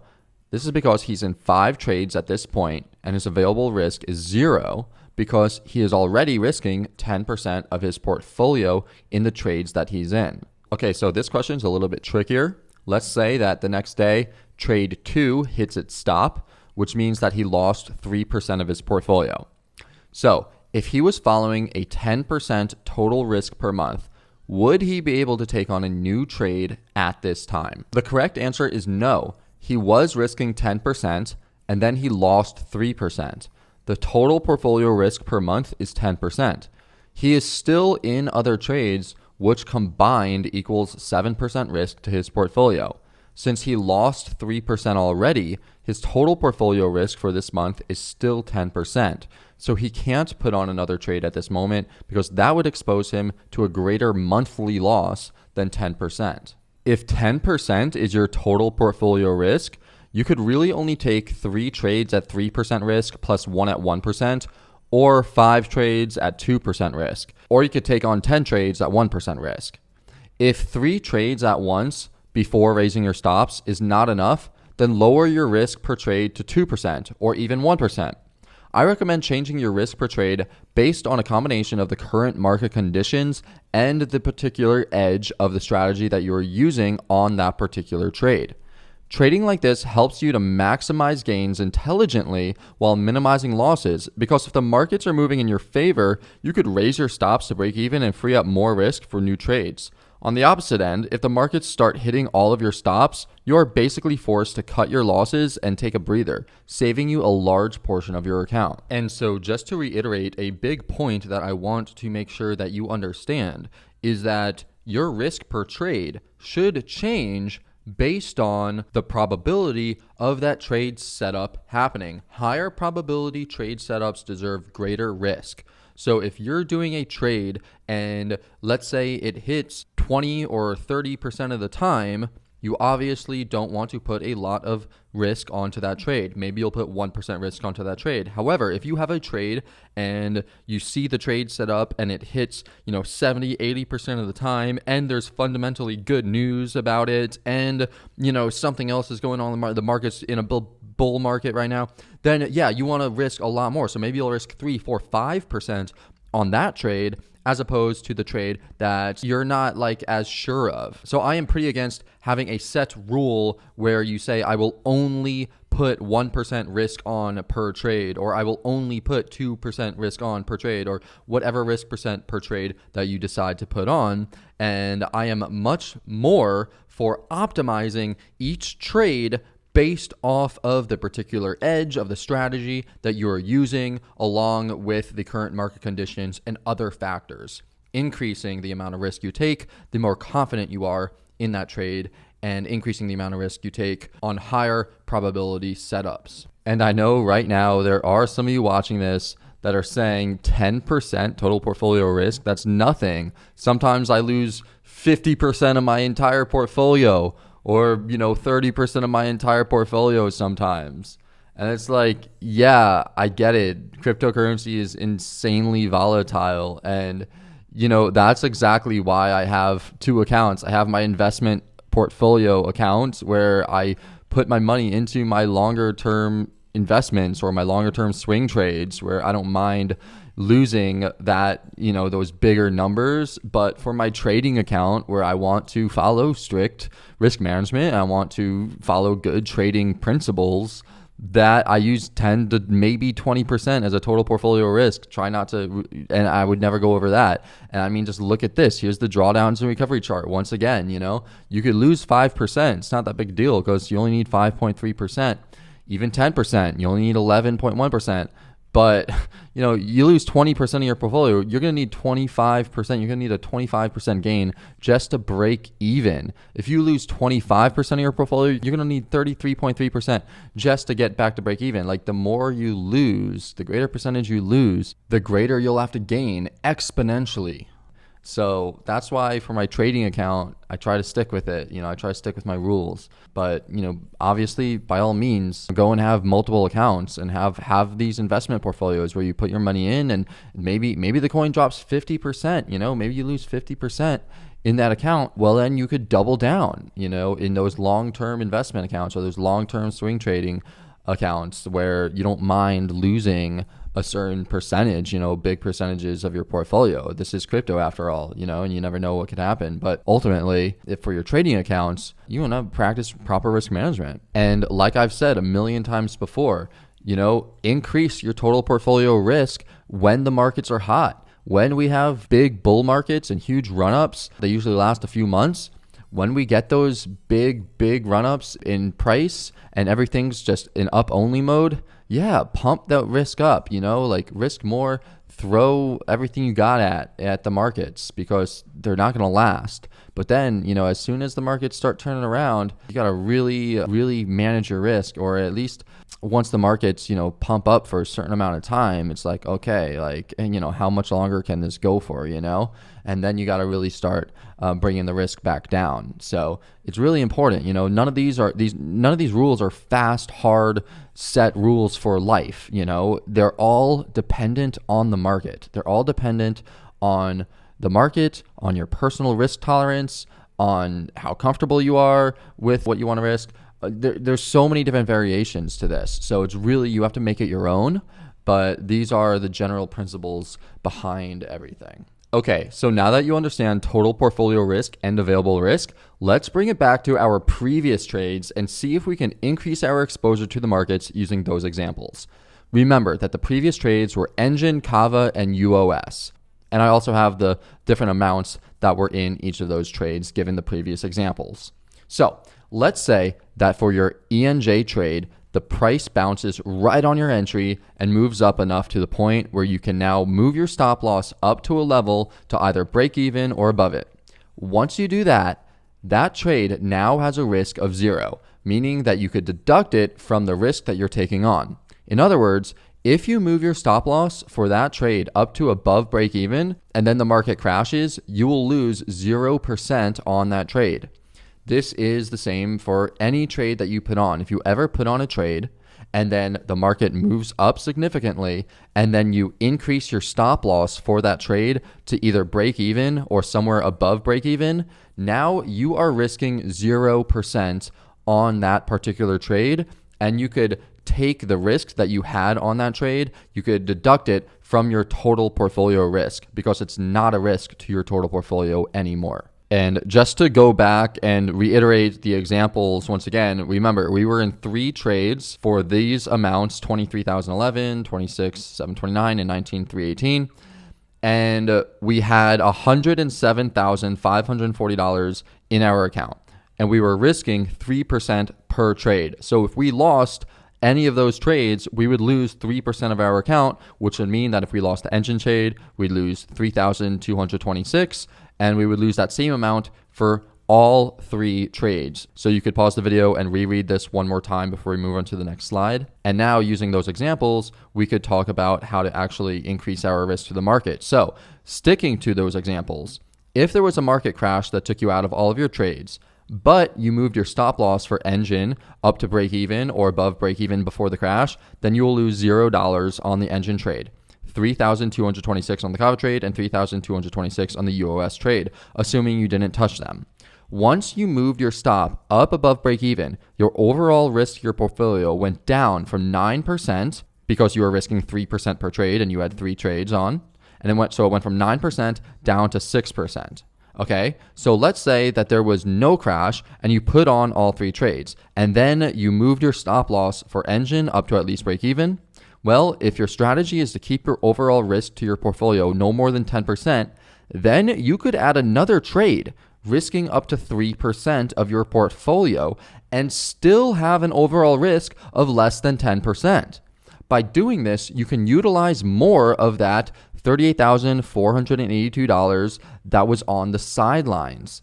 So let's say that you're in the 3 trades from before at 3% risk per trade, so 9% total risk to your portfolio, and you raise your stop loss for the engine trade to break even, decreasing your total portfolio risk down from 9% to 6%. And you decide to add a new trade or trade number 4 for MLN. Okay, so here is the chart for trade number 4, and this is the trade that you want to put in now. Given that you still have your original balance of $107,540, how much would you put into this trade if you want to keep your risk to 3% per trade? Do you remember the formula?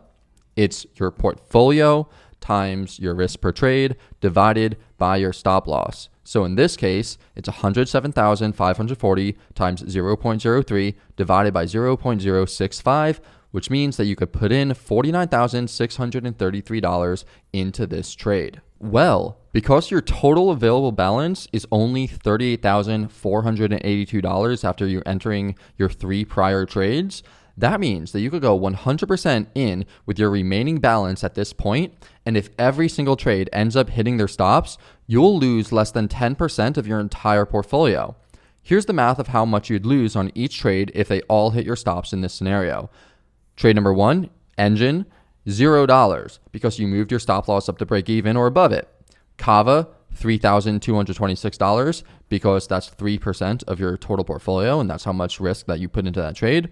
For UOS, you would also lose $3,226 because once again, that's 3% of your entire portfolio.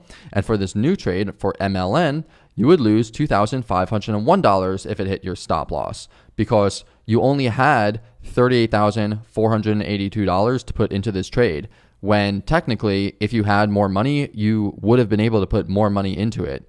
But if this hits your stop, you're going to actually lose less than 3%. So adding all of those up, you get $8,953, which would only be 8.33% of your entire portfolio, even though you were in 4 trades and were 100% exposed to the market and didn't have any more USD left. So what does this tell us? It tells us a lot of things. It tells you that you need to keep an eye on your trades and know how much of a drawdown you'll have if they all go against you.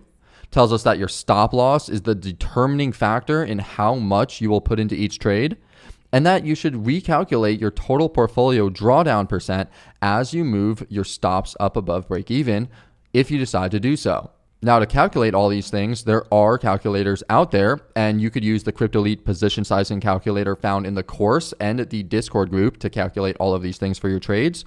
Or there are many position sizing calculators available for you online for free if you choose not to get the course or join the VIP Discord group. You don't have to join these things or get these things because they are available online for free, but they are also available for you within the course at cryptoelite.com or within the Discord group at cryptoelite.com/Discord. Now, at this point, you're probably thinking to yourself, okay, this sounds great. I'm going to start raising my stops on all of my trades so that I could risk more and put more into the market. Well, I do have a note, aka a warning on raising your stop losses. So whether you decide to raise your stop loss once the trade starts going your way or not is up to you. Personally, even though I did just go over all this, I actually rarely do that until well into my trade, or I have a really good feel on the market and believe the price won't come back down. I tend to stay away from prematurely moving my stop losses to break even or higher because prices have a tendency to move up and then come back down to your entry and then zoom up to your take profit. So if you moved your stop loss up to break even when the price moved up the first time, then you would get stopped out on the retest and miss out on the zoom up to your take profit. So here is a perfect example of this incredibly annoying occurrence. Let's say that you see this trade set up for Solana and you put in a limit buy order at $129. Looks great, right? Let's say now the price drops from $136 to your entry at $129 and then pops up nearly to your take profit target. So you decide to raise your stop to break even. Well, unlucky for you, the price came back down to your entry and you exited your trade just before it rocketed up. Congratulations, you played yourself. You were the liquidity for the whales. Perhaps you could have raised your stop loss to just under the wicks around 132 or 133 and gotten out with a small win, but it would have been better to just let it be. I find this to be the case most of the time for me, although you may have a totally different strategy. Experiment and see what works best for you. Also keep in mind evolving R. Maybe once the price came up to above 150, you could reevaluate this trade and decide to take your profit. It really all depends on how you trade. A good time to raise your stops is if the market structure changes and you raise your stop to a new invalidation level that makes sense to you. But simply moving your stop to break even because it feels comfortable, that's not the best. Stops should be put in place based on invalidation levels, i.e., if the price hits that level, it would invalidate the thesis that you had before the trade. And then also, if you take a look at this chart, remember stop loss timeouts. I think this is another good time to bring up the stop loss timeout feature in 3 commas. So in this scenario, you could see from the last chart that the price only wicked down into your stop loss, aka your previous entry. So if you were to have used a stop loss timeout set to 4 hours or longer, your stop loss would not have been executed and you would have stayed in this trade. And this happens to me. There's another example why I always use stop loss timeouts. It's because this stuff happens so much in the cryptocurrency markets. So before you get into any trade, here are some risk management questions to ask yourself. How many losses can you take into your account before you lose a significant amount of capital? And if you experience a drawdown that you are exposing yourself to, then how much will you need to recover in order to make up for that loss? Also, do you have trading rules or a trading system that you follow for every single trade, or are you gambling? If you have rules in place, how often do you follow them? Also, what are the common factors surrounding your losing trades? How about your winning trades? Do you have a trading setup, a time of day, how tired you are? Do you keep a trading record or journal to determine this? You should. Also, are you FOMOing in on trades? Or are you revenge trading? And finally, have you considered reducing your risk and or increasing the quality of the setups that you take? These are all questions that you should be asking yourself. So in summary, people love charting, but risk management is what keeps you in the game. Also, even the most carefully designed trading system doesn't guarantee success in every single trade. You should always know your entry, your take profit, and your stop loss levels for every single trade. You should make sure that your position sizes are set so that you don't lose more than 1 to 3% of your portfolio on any single trade, except for rare exceptions when maybe you could go up to 5%.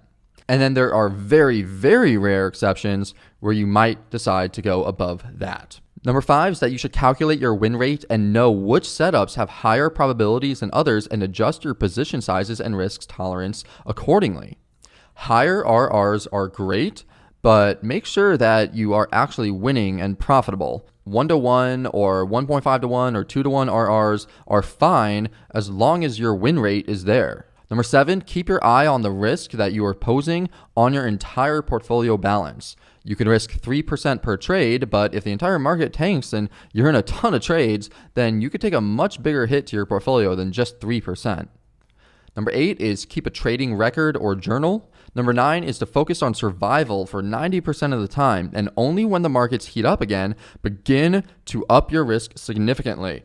If the markets aren't there, don't risk too much. And number 10 is aim to never let a trade that is showing significant profits on paper turn into a loss.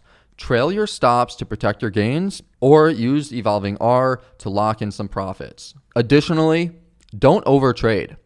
Don't put on trades with position sizes too large for your account. Always think in terms of managing risk when trading. Instead of asking yourself, do I have enough money for this trade? Ask yourself, do I have enough risk available for this trade? Also, understand the different strategies you use and your edge. And if you don't have an edge, then don't trade. Just wait for good setups. Also, if you aren't an experienced trader, don't use leverage. We will go over leverage trading in more videos, so be sure to go over the videos that I have on trading with leverage or margin trading.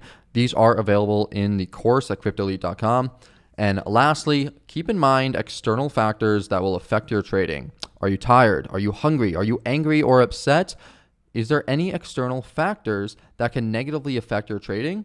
If there is, then it's best to just do something else and come back when you can be cool, calm, and collected. And with that, we're going to wrap up this incredibly comprehensive video on risk management. That's going to be it. So thank you so much for watching this. And let me know what you learned in the comment section below. Just comment below for a chance to win a free copy of the course at cryptoelite.com, a year-long Discord membership, or $500. What I'm going to do is I'm going to choose one comment out of every 50 actual comments, not spam comments, but actual real genuine comments. And I'm going to pick one at random, and I'm going to contact that person and see if they want either a copy of the course or a year-long Discord membership or $500 in crypto. So like this video, subscribe, comment below for your chance to be entered into that contest. And let me know what you learned, because I am genuinely curious and want to know what in particular in this video was most helpful to you. And just a heads up, there will be many more videos on technical and fundamental analysis coming soon, so please like, subscribe, and turn on those bell notifications to be the first to know about the new videos. And of course, if you liked this video and the style of training in this video with the examples, the charts, the questions, and the breakdown of each individual component, then you will love the advanced training you'll get in the Crypto Mastery course at cryptoelite.com, where I go even more in depth into technical and fundamental analysis, plus so much more. And if you just want trade setups, including buy zones, sell zones, gaming tokens, 100x hidden gems, and more, you could join the Crypto Elite community at cryptoelite.com/home. And with that, I want to say thank you again. Keep on stacking those sats.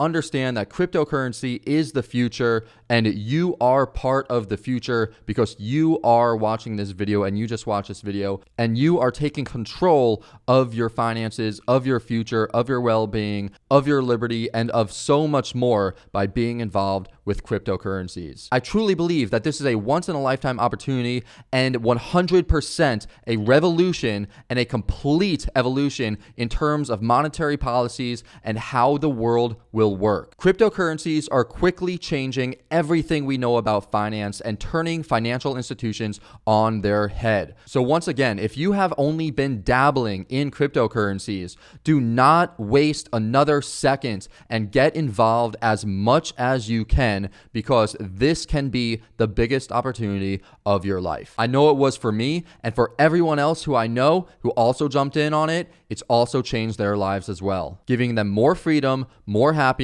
and a better life. And of course, you have to be careful, know what you're doing, and use proper risk management. Please be careful out there. Please be smart. Please don't lose everything on one trade or lose everything because you didn't use proper precautions or proper risk management. Finally, if you need to reach out to me, comment below or reach out to me on any of the social media platforms that you see here, and I'll get back to you ASAP.